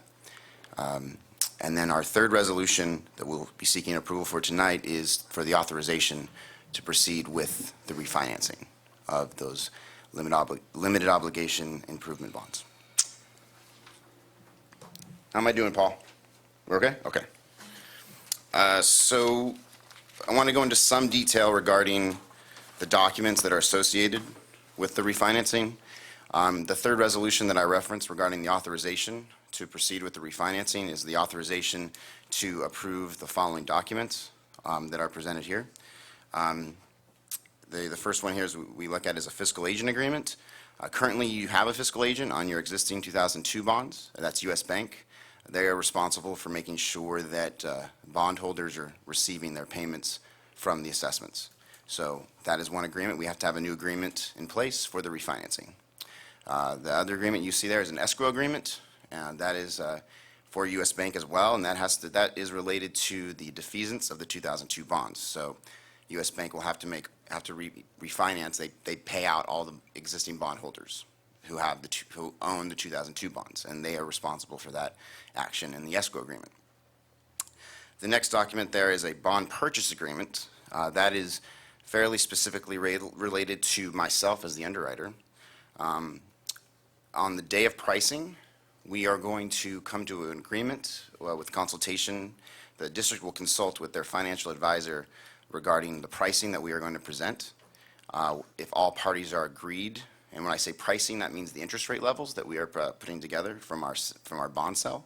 If everyone is in agreement on the pricing, then what we would enter into is called a bond purchase agreement, and that is an agreement that states that I, as the underwriter, are purchasing all the bonds from you, and it is going to be my responsibility to sell the bonds to the public at the interest rates that we have agreed upon. So following the execution of that agreement, we are now completely responsible, and you get your money, and you have no further responsibility for this. And that is an important factor, because in the event that there's any liquidity issues in the market, as we have seen in the past, it is really our responsibility to sort that out and sell the bonds. So that is a big document that does get signed on the day of pricing. Another document there is called the preliminary official statement. That is a very important disclosure document that gets released to the public. That is a prospectus that describes the bond issuance to interested investors who would want to buy the bonds. So it is a fairly extensive document that Paul Timmick has been working on that provides the necessary due diligence for interested bond investors. So if any of any people in the public wanted to buy the bonds, they would have access to that prospectus to read through it and get all the necessary information they would need with regard to purchasing those bonds. The next item there is the continuing disclosure agreement, and that really is related to transparency. This is an SEC requirement because we are a very highly regulated industry. So the continuing disclosure agreement makes sure that all disclosure requirements moving forward are met by the district with regard to this bond issue. So I think Nikki's had a break for a moment, and she's going to jump back in and talk about, and Bud's going to hop in. Thanks, Jeff. Good presentation on that. I wanted to point out something I just picked up from hearing some of the comments tonight that may be of concern both to the board and to the public. And that, when we relate back to what Jeff just was talking about, that continuing disclosure document, some of you may be thinking, well, where was that in 2011 and 2006? And the answer is, it wasn't in existence in those earlier days, and the ones that were in existence weren't as complete and required the complete information that it does now. So now, when a continuing disclosure document is prepared, it really does disclose all the material events. If money has not gone where it's supposed to go, if there's been a shortfall, if there's been a default, if there's been a failure to file required notices and required financial information. So that's an extremely important document for the protection not only of the district as issuer, but for the buyers who have bought the bonds. So I just wanted to emphasize that.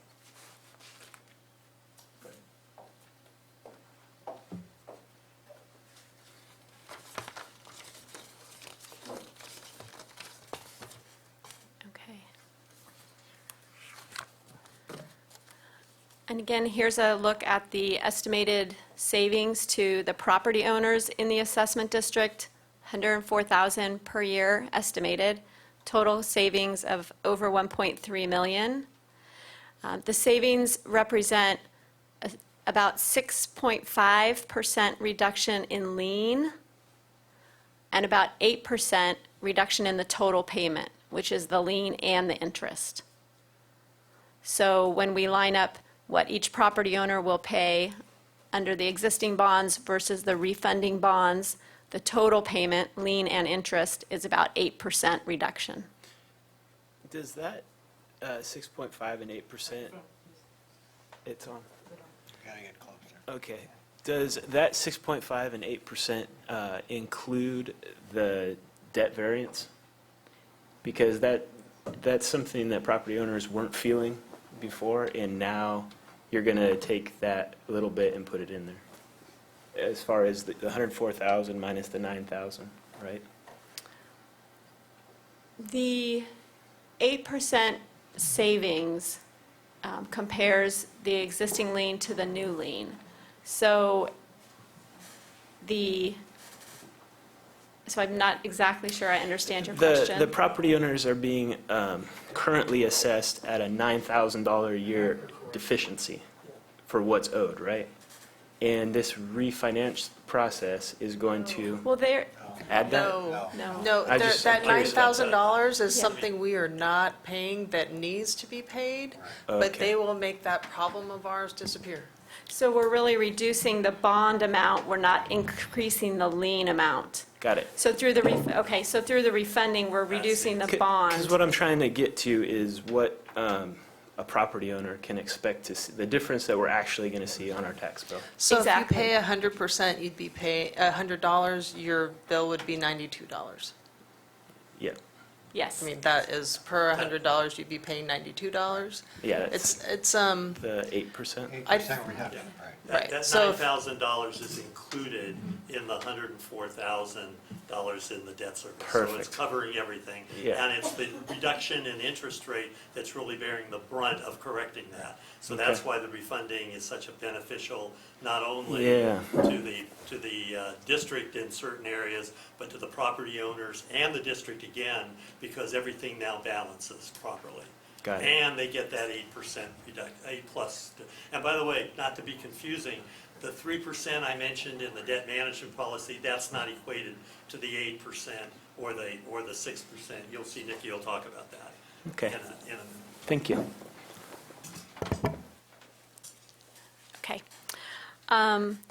The refunded principal amount, and now I'm reading through the column on the right, if it's a little blurry, but the refunded principal amount is 12 million. The new bond amount, what we call the par amount of the new bonds, would be 10,460,000 as an estimate. Again, the estimated interest cost is below 3.44%. The estimated all-in interest cost, including cost of issuance, is 3.74. And again, these are estimates. They'll change with market conditions until we price the bonds and the bond purchase contract is signed. The cost of issuance in total, we estimated at approximately $350,000. That has come down. We're refining the numbers as we go. We always start with a conservative estimate and then work our way down. But at the time of presentation of this PowerPoint, we were still estimating $350,000. The initial reserve fund deposit.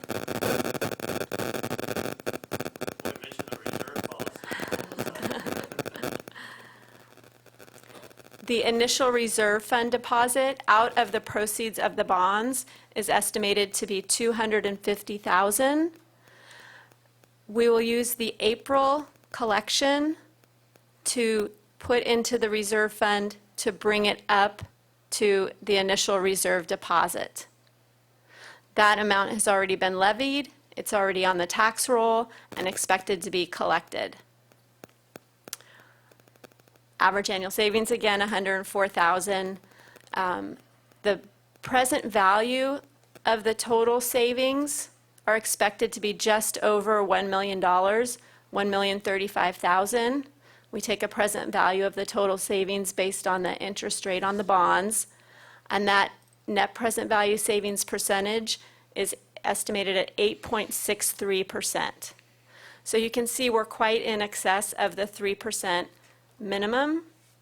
And we talk about a 3% minimum MPV number because many of the large issuers in the state set that as their policy. The state of California, LA Department of Water and Power, LA Unified School District. So other entities kind of adopt the 3% MPV. Here we're over 8%.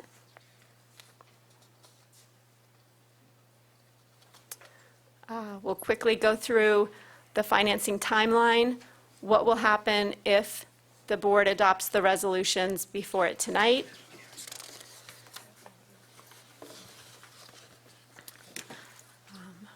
We have a call scheduled with the rating agency for Monday afternoon.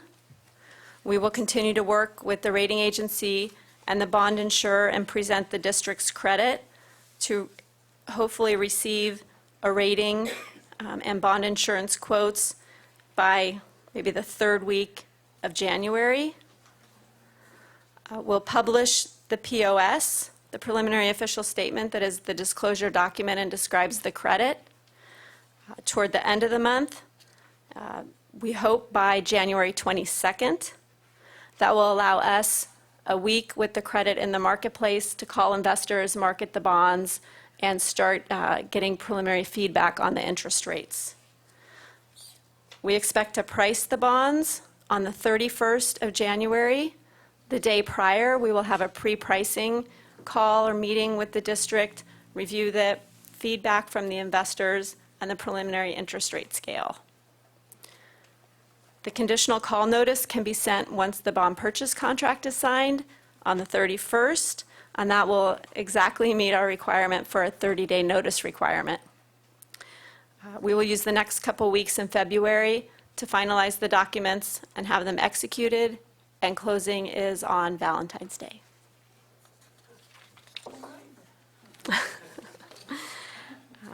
The 2002 bonds would then be called on 2nd of March, which is a Saturday. It will roll till Monday, March 4th.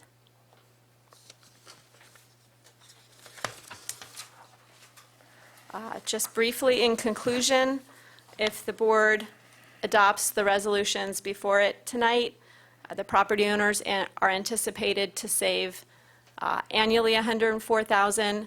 It represents approximately 8% payment reduction for all of the property owners in the district. We have 4,100 and change parcels, so that's quite a broad economic group that will be receiving reduction in payment.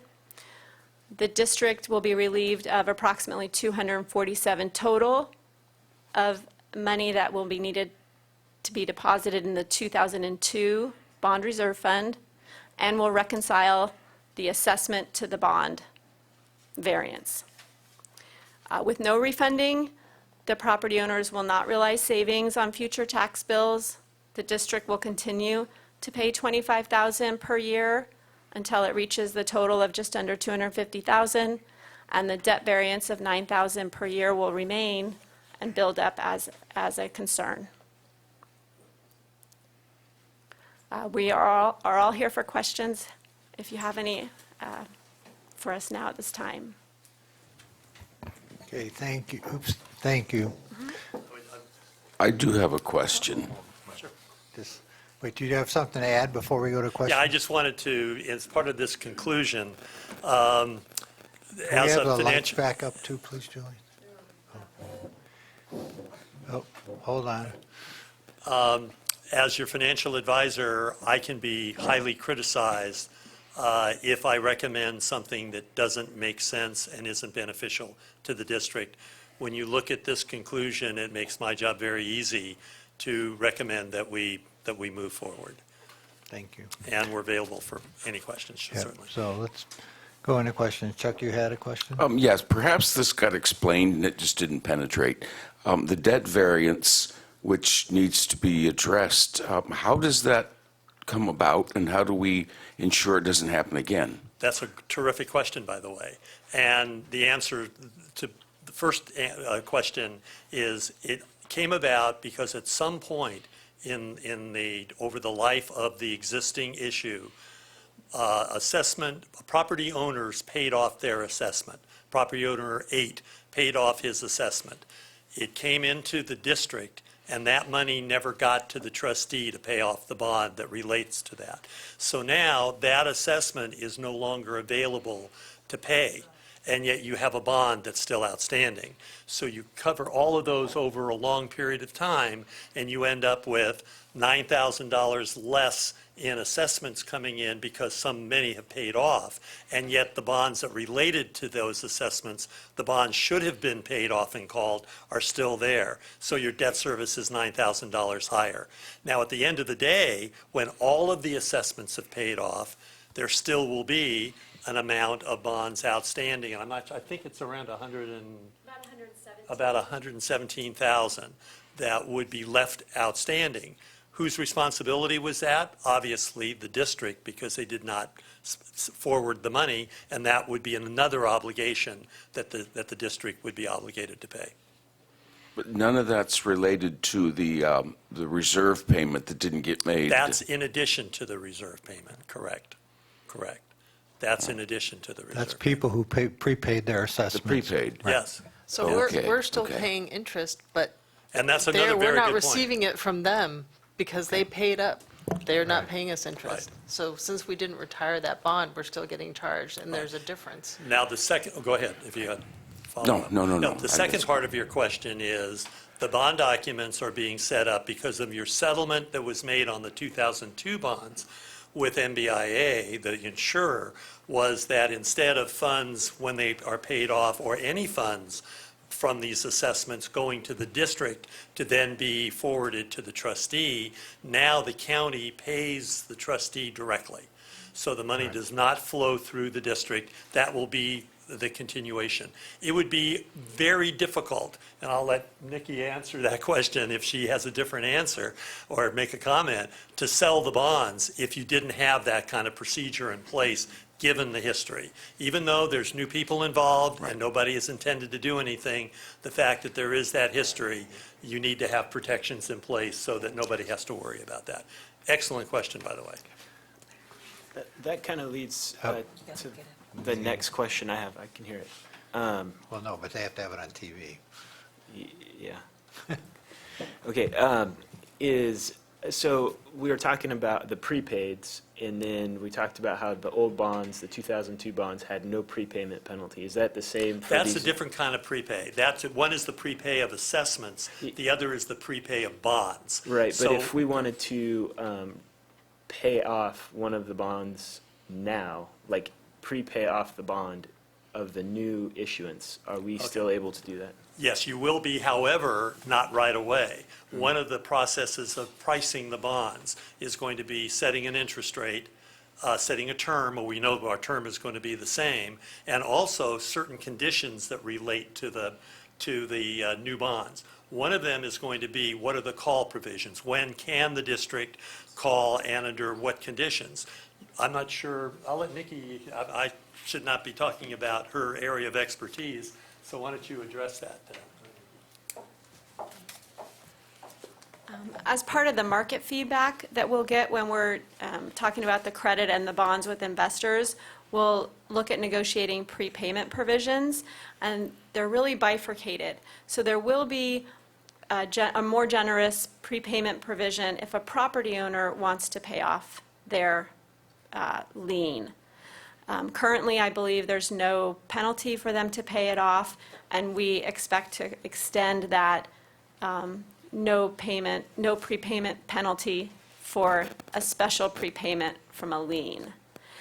If you wanted to do a refunding again, then the market will likely give you the best interest rate pricing if there's a lockout period, and typically it's 10 years. So no refunding for 10 years. Or it may be that you can look at refunding in 5 years, but there's a 2 or 3% penalty. And those features will kind of be fleshed out, and we'll discuss as part of our pre-pricing conversations. And that last statement, that will be my job to analyze along with your general manager and anybody else from the district that's going to be involved in the pricing, of taking a look at comparing what the call provisions are compared to the interest rate, and come up with the best overall result for the district. But there will be some prepayment available, depending on how that plays out. Right, I guess the way I'm thinking about it is in terms of the property owners. Well, And that's the being answer. able to communicate with people in Los Osos about, hey, here's the advantages of what we just did. Sure. You're gonna get, this amount of break on your taxes. If you want to pay off that assessment, you can still do that, hopefully without a penalty. Right. Good question, good. Thanks. That's right, good answer, so. Okay, thank you. Any other questions? Okay, we'll go to public comment then on this item.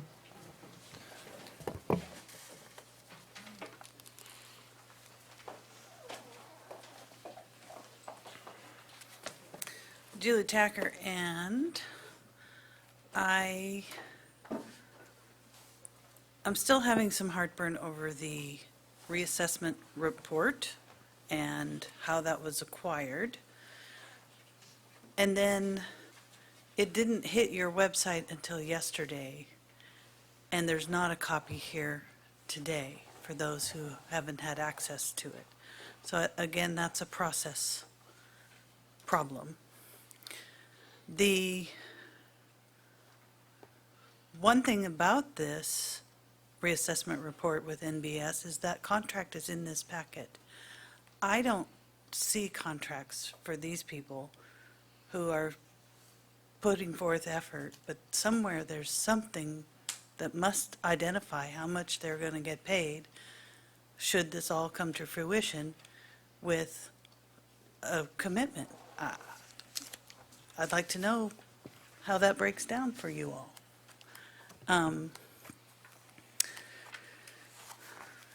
The $9,000 thing that I just heard is interesting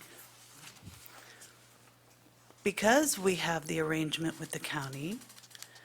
It would, I'm only guessing because I don't know, if someone were to have paid off their assessment last year, 10 years ago, 5 years ago, after the 2006-ish hiccup, and that money came in, it went to the county.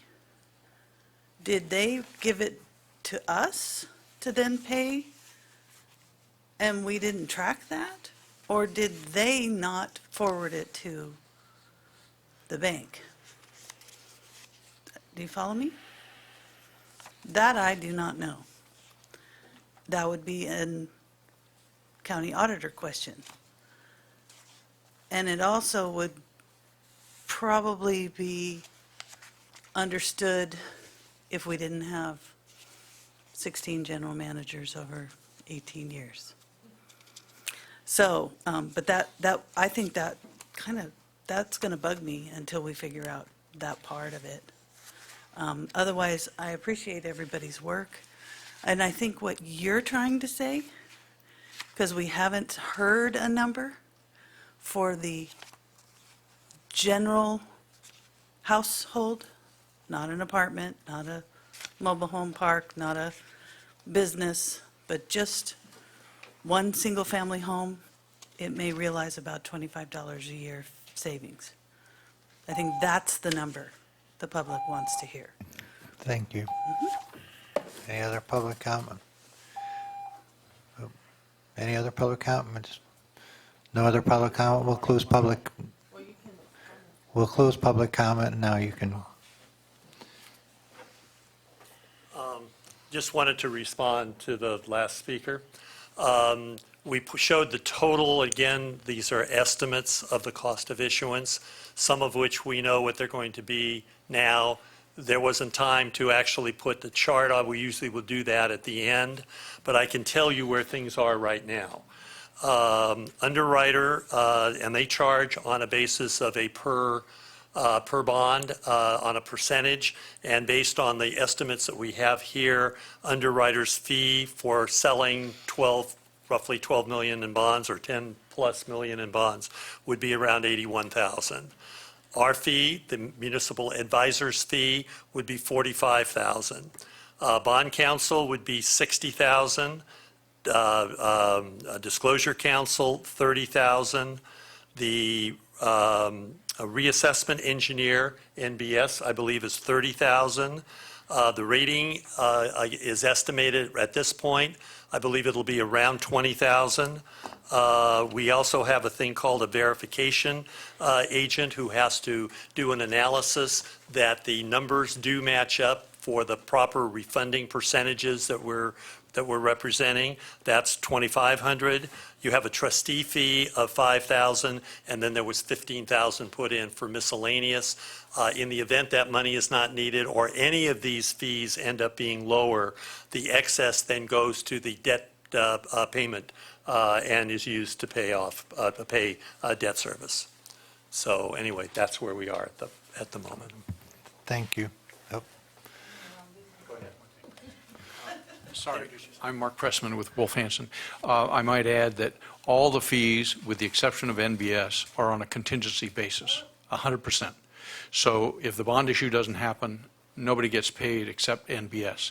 And the NBS circumstance, I hear you loud and clear that the board would typically approve an agreement that is not a contingency deal ahead of time, and we would recommend that you follow that procedure. However, in this circumstance, everything happened at the last minute, and there was a ton of work that NBS had to do at the last minute, and there was not time to call a special board meeting or any of that sort of stuff. This is all like happened over a weekend.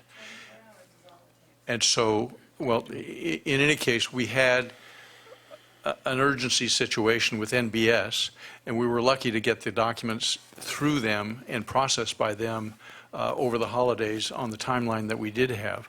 So typically, we would recommend that the board would approve any agreement, any and all of these, even if they're contingent.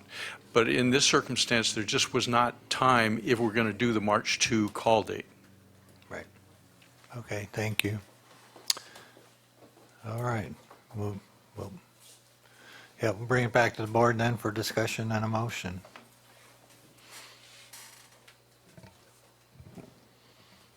I love the story where we saved $1.3 million. I'm so excited.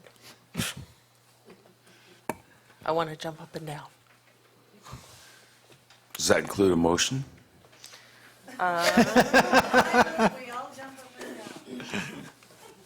Yeah, now I don't have it, because I was trying to see if in the finance packet they had the breakdown of the fees, because I've seen it. Yeah.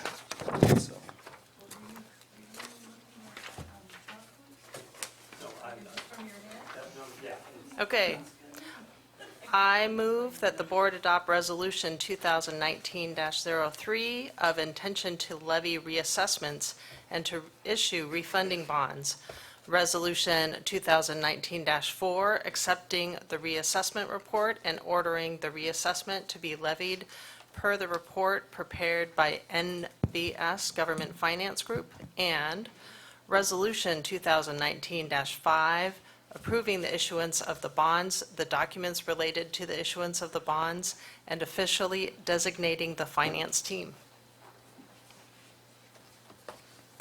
I'll second that. Okay, we have a motion and a second. Any more discussion? I would like to just thank the team that we put together, the ad hoc committee of Christine and myself, but I was just in shock because I was on vacation over Christmas and we were getting 5 or 6 or 10 emails every single day, so. Poor baby.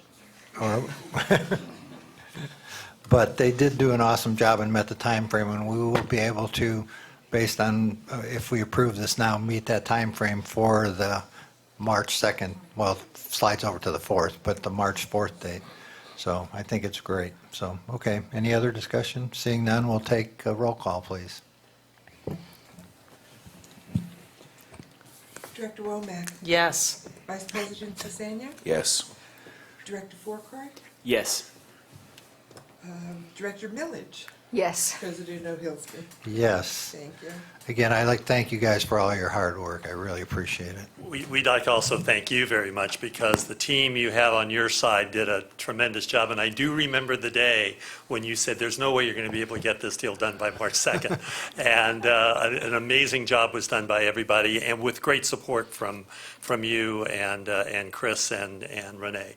And so we really appreciate that cooperation too. So. Okay, well, thank you very Thank much. you. Hopefully you guys aren't all driving back tonight. Okay, so with that then, we'll move on to, I'm trying to get out of here. This is my first meeting, and I'm going to run the longest of any meeting, so. Item 12E, which is the LAFCO request for voting delegate and approval of the alternative quorum procedure and nomination for special district member.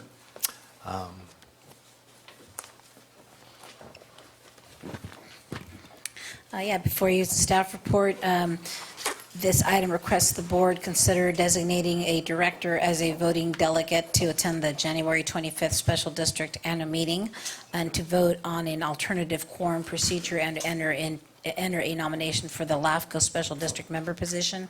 As everybody is aware, hopefully Director Fourcroy knows as well, currently Marshall, our President Ohilsky is our member, and so he has agreed to continue that particular job. I'm not sure anybody else would want that job, but he wants it.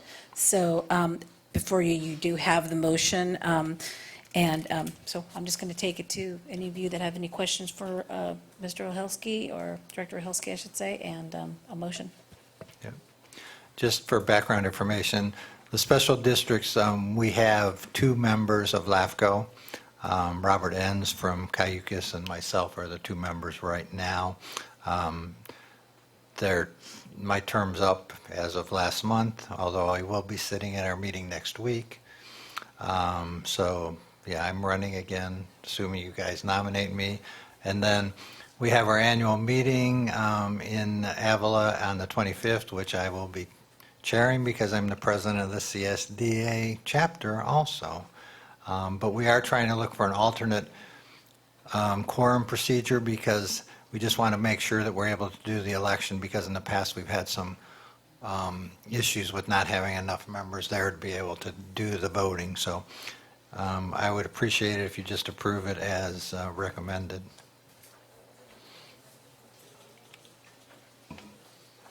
Public comment on this item? Seeing none? Okay, bring it back. Oh, well, thank you for serving yet again. And if I had it in front of me, I'd do it. I'd recommend it. I'm a little confused about approve the alternative quorum procedure. Yeah. You're asking us to approve LAFCO's alternative quorum procedure? This is a little more complicated. What we're asking is that we have a selection committee, okay? And then what we're saying is that this provides for a reduced quorum number of 15, which is something that we can do at the annual meeting. So what we're doing is to say, yes, this district agrees with that quorum procedure. Because we've had situations in the past where we don't get enough districts there, and then we had a vacancy on LAFCO. I just know the alternative procedure must be random, because I suggested paper, rock, scissors for hours, and that was suggested as a game of skill. So you've got to truly use just drawing something out of a hat, I think. And I move that you be our representative to handle all that. I second that you be our representative. So you're making the staff recommended motion? Somebody? I move that the board designate Marshall E. Ohilsky as a voting delegate to attend the January 25th. No, I already had public comment. I had public comment. Sorry. No, I had public comment. Okay, I'm sorry. Yes, go ahead, Chuck. Okay, Marshall E. Ohilsky as a voting delegate to attend the January 25th, 2019 Special District Annual Meeting in Avila Beach, approve the alternative quorum procedure, and to direct staff to submit the completed ballot to LAFCO nominating Marshall E. Ohilsky as the Special District Member. I second. Second. Any more discussion? All in favor? Aye. Okay. All right, with that, then we'll move on to the next item, which is 12F, the introduction and first reading of the ordinance regarding the abatement of hazardous vegetation. We brought this to the board last meeting, and we made some changes to it. There was also went to ESAC. They had some comments, and we made some changes before it came to the board last time. So all those edits are included in here, and this would be the first reading just to adopt this. I don't know if you have anything to add to that. The only reason because since I wrote it, so if you don't have any questions, then do we have public comment on this item? Okay, bring it back for a motion then. All right. I move that the board conduct the first reading by title only of ordinance 2019-01, set date of final adoption for February 7th, 2018, and direct staff to publish appropriate hearing notice. I second. We have a second motion, or motion and a second. All, Matthew. This is an ordinance, so we'll take a roll call on this. No, it's just the first reading. Oh, that's correct. Let's take a roll just anyhow. Okay, and did you want to actually read do we have to read the title? The title? No, we don't. Okay. Director Millage? Yes. Director Fourcroy? Yes. Director Womack? Yes. Vice President Cesania? Yes. And President Ohilsky? Yes. Okay, that moves us on to item 12G, which is a review and potential approval for a board resolution exempting the 8th Street well site building project from the County of San Luis Obispo building codes. Yes, Mr. President, board members, that'll be my report. I'm not going to reread to you the written report. I want to emphasize that we're not trying to exempt the building from all codes, just the county codes. The county-specific code would require sprinklers, which is basically a fire safety requirement. It's above and beyond the state-imposed uniform fire code. And so we're just recommending to you that you exercise the power you have as an independent public agency to exempt yourself from the extra code imposed by the county, because we don't think it's appropriate, and we think under the circumstances, it renders the project not feasible, and we think it's important that we do it at this location in this manner. And so with that, I'm ready to answer any questions you have.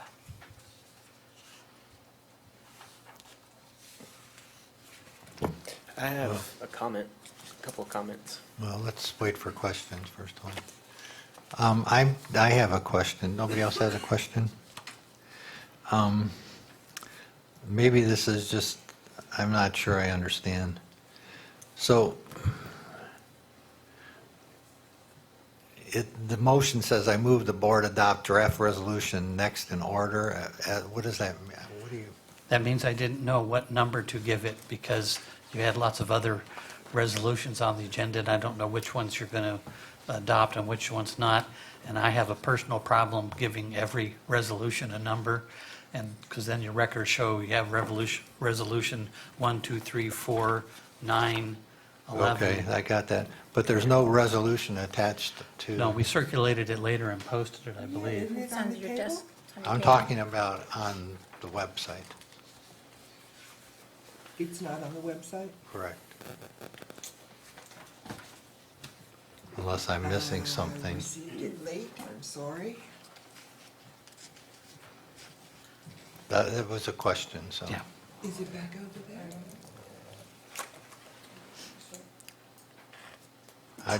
I'm just asking that because it's not on here.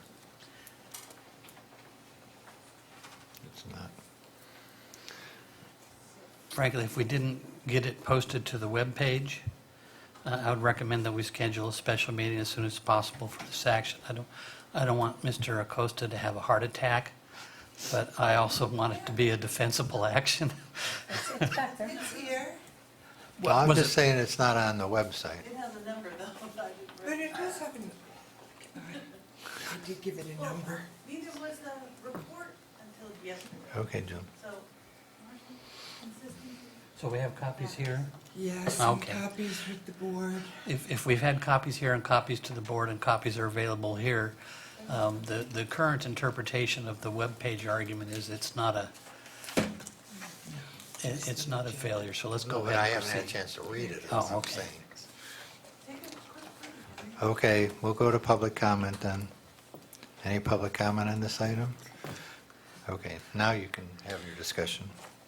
Okay, so we have a difference in codes between the county and the state.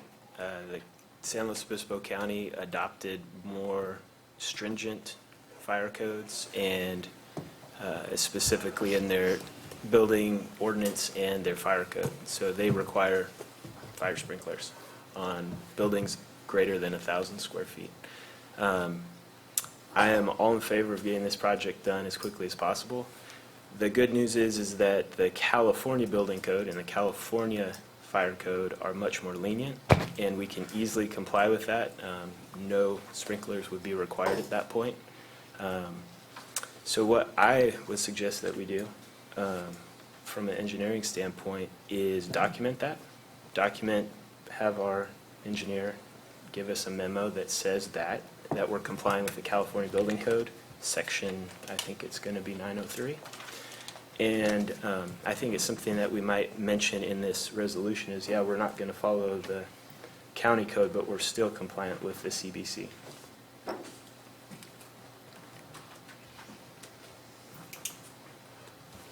Like that. When I talked to you earlier, I guess I was under the impression that we were looking at a different set of exemptions completely. I didn't catch county code. Is this any way related to the fact that we're increasing the size of the building? Is it just that any building this, because all we're doing is replacing an outdated, antiquated facility. It's not a new facility. On the other hand, I know when I remodeled my house, because I added a certain percentage to the footprint, I had to go back and retrofit even the old part. So are we, I mean, I'm all in favor of doing just what you I can speak to said. that, Chuck. Yeah, Completely. yeah. I mean, basically, the county adopted in, it looks like 2012, their ordinance is any new commercial structure over 1,000 square feet. I'm just wondering if this is a new facility, or if it's a replacement that's close enough to an existing footprint. And besides that, we are the state. We're not the county. So I like your approach. I mean, I just want us to be able, if we can hang our hat on a code, I would like to do that. So, now that I've read it, I understand it, but I hadn't seen it till just now. So what you're saying, Matthew, is maybe we could put a whereas in here that says, whereas the district will propose to comply with the California Building Code section, blah, blah, blah. Yeah, and I'd like our district engineer to send us a memo Right. specifically outlining what use and occupancy classification this structure is, because that's how you determine fire sprinklers. And then what, if any, fire sprinklers are required per California code, which, when I talked to Rob, it was none. So I would recommend, after hearing that discussion, that we do include the extra whereas, but that we not have the requirement for the memo in the resolution itself. Just have that be direction from the board to staff to get that accomplished. Is that okay with you, Matthew? Yeah, I think that puts us in the strongest position. Okay. So if we could then go ahead and have this, adopt this resolution exempting the previously approved 8th Street building project from the County of San Luis Obispo building codes, with the edit that an additional whereas would be added confirming that the project does comply with California building codes, and then citing the reference. Do you have a second? I second that. I wasn't making a motion, I was just asking if that's what he... If that's the motion, I think No, that's great. is that what you were, I was just asking if that's what you... Yes, that sounded like a great motion. Okay. All right, I'll make the motion, then he can second it. So who made the motion? I did. I was asking a question, but I made the motion. I'll second it if Sounded no very one else emotionally has. sheet- And Matthew. Mr. Corcoran, you seconded? I did. It sounded motiony. All right, all in favor, or do we need a... Yes, it's a Oh, yes. resolution.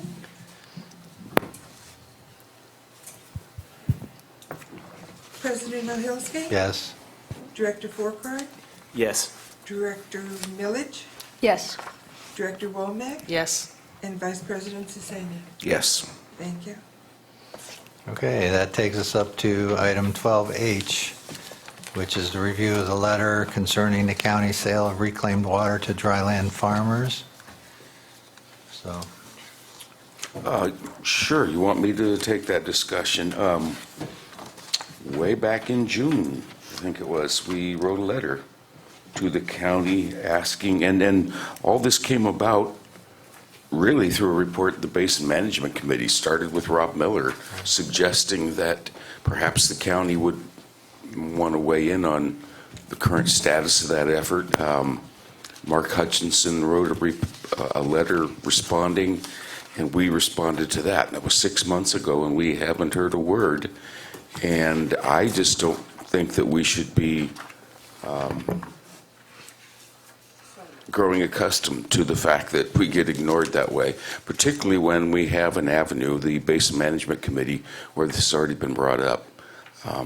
So I'm just looking for the next step. How do we raise the issue again? I think my preference would be just to have the letter read at the Basin Management Committee meeting.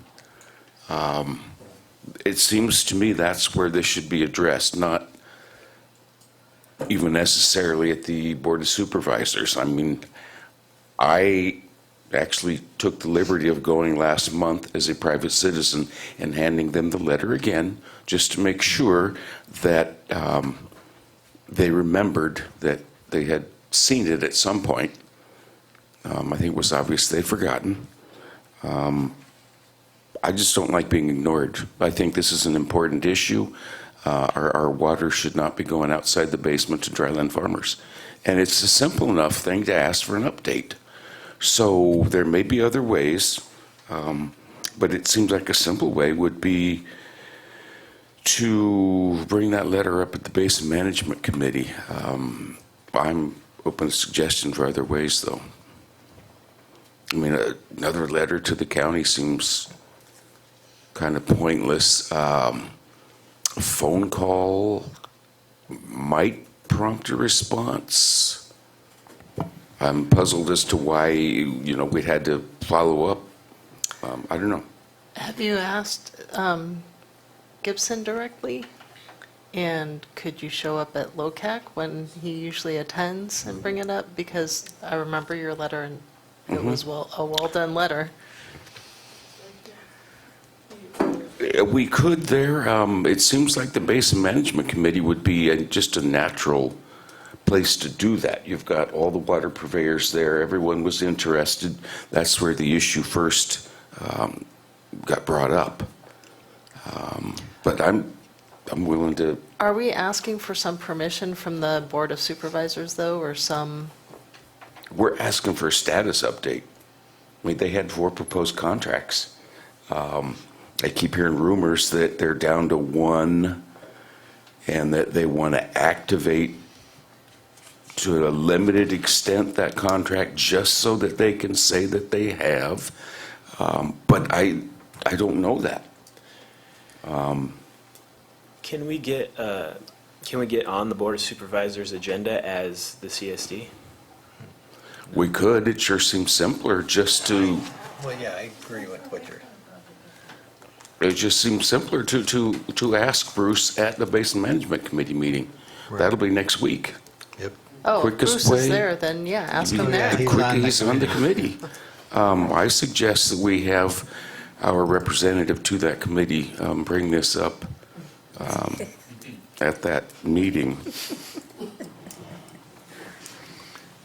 That's fine. I mean, whatever we want to do is fine, because it has, I mean, the original letter was in June, so. Yeah, and again, it started with, badminton between Rob Miller and Mark Hutchinson. And then we just kind of joined in. Well, and Mark's retired now, so. Yes. The county representative at the time. So is that kind of what we think we should do? Just take it to Basin Management? I think that's fine. Bring it up. We got to do public comment. I'm sorry. Yes. Okay. Public comment on this item, please. Julie Tacker, and I've heard those rumors too, that 1 contract is in play. I think Ron Munns is kind of watching over this part of the project as a county employee. So he may be the best person to invite to come and give you a status update, give all of us an update. Well, he's on utility advisory, correct? Yeah. Yes, Which he is is. a whole nother thing that's weird. Well, But- that meets, I'm sorry, we'll let Yeah, public comment. so, and my understanding is that it is the Goodwin contract, that it is only 5 acre-feet a year. Shouldn't be 1 drop. And that the interest in Goodwin is that the RCD, what's that stand for? Resource Conservation District. Resource Conservation District funded their hookup. So here we have, look at your face. Yeah, so that's why there's any interest in seeing these contracts come to any fruition, is because public funds have been expended in the experiment. that should never have happened. Millions of dollars of transmission lines run to several farms, but the valves and whatever metering has been put at that property, and that's why they're okay with it, while you and I are not. It is not okay, because it does nothing for seawater intrusion. So get the truth, status update, but don't back away from your position that it's only 5 acre feet. And it's only millions of dollars that shouldn't have been spent. We've seen money, good money thrown after bad money many times in this district, in this community. That's very unfortunate. But the water is what matters. And I hope you hold strong and firm on that. And bring it up at every opportunity you have, not just Basin Management Committee. Keep bringing it up. And that helps with the conservation effort. People understand. Thanks, Julie. The more you talk about it. All right, Lindy, any other speakers other than Lindy? Okay, close public comment after Lindy. Lindy Owen, I will be at the Board of Supervisors next Tuesday at public comment, so I would be glad to use part of my 3 minutes to remind them and present the letter physically. If you shoot me a copy, you have a copy there? I got 6. Perfect. And I will be at resource at the water basin management too, so I will back any discussion about this. It is ridiculous that it's been tasked to us to pay for a total waste of money, allowing dryland farmers to now grow crops with free water, basically. Okay, close public comment. So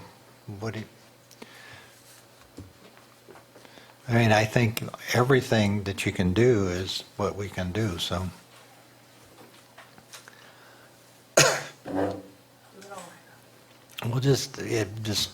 We can bring the letter up again at Basin Management Committee next week, so. And Lindy wants to take it to the board, that's fine, so. Is that good with you then, Chuck? I'll bring it up at Basin Management Committee. Yes. Now do we have a way for that to happen? Do you want me? No, you'd probably have to do it because the agenda's already posted, so. Okay, I will do it as part of my just general public comment. Well, you can say you're speaking for the district, though, not as an individual. Okay. Okay, brings us to the last item on our agenda, which is the item that was pulled, 11H, I believe. Yes, thank you, Mr. President, members of the board. That'll be my hopefully very brief report. The reason I wanted to pull it is within the last few days, our landlord, Mr. Contento, has indicated to your staff that in addition to the other terms that we added into the addendum, he would like to offer to extend the lease from the year 2021 to the year 2023. It would not involve an increase of what the rent is going to be starting in November of this year, but it would be $100 a month higher than it is now. It would just extend the term of the lease 2 years. That wasn't in our authority as we went about negotiating with him, so I had to bring it up. Is there any downside to this? No, you're not moving, you're not going anywhere. It's just, it's not our authority, so we don't do it. And it secures the rent for another couple of years past what we currently have. So the addendum would be changed to reflect that? Just to add that, yes. Okay. Any public comment on this item? Oh, Lindy?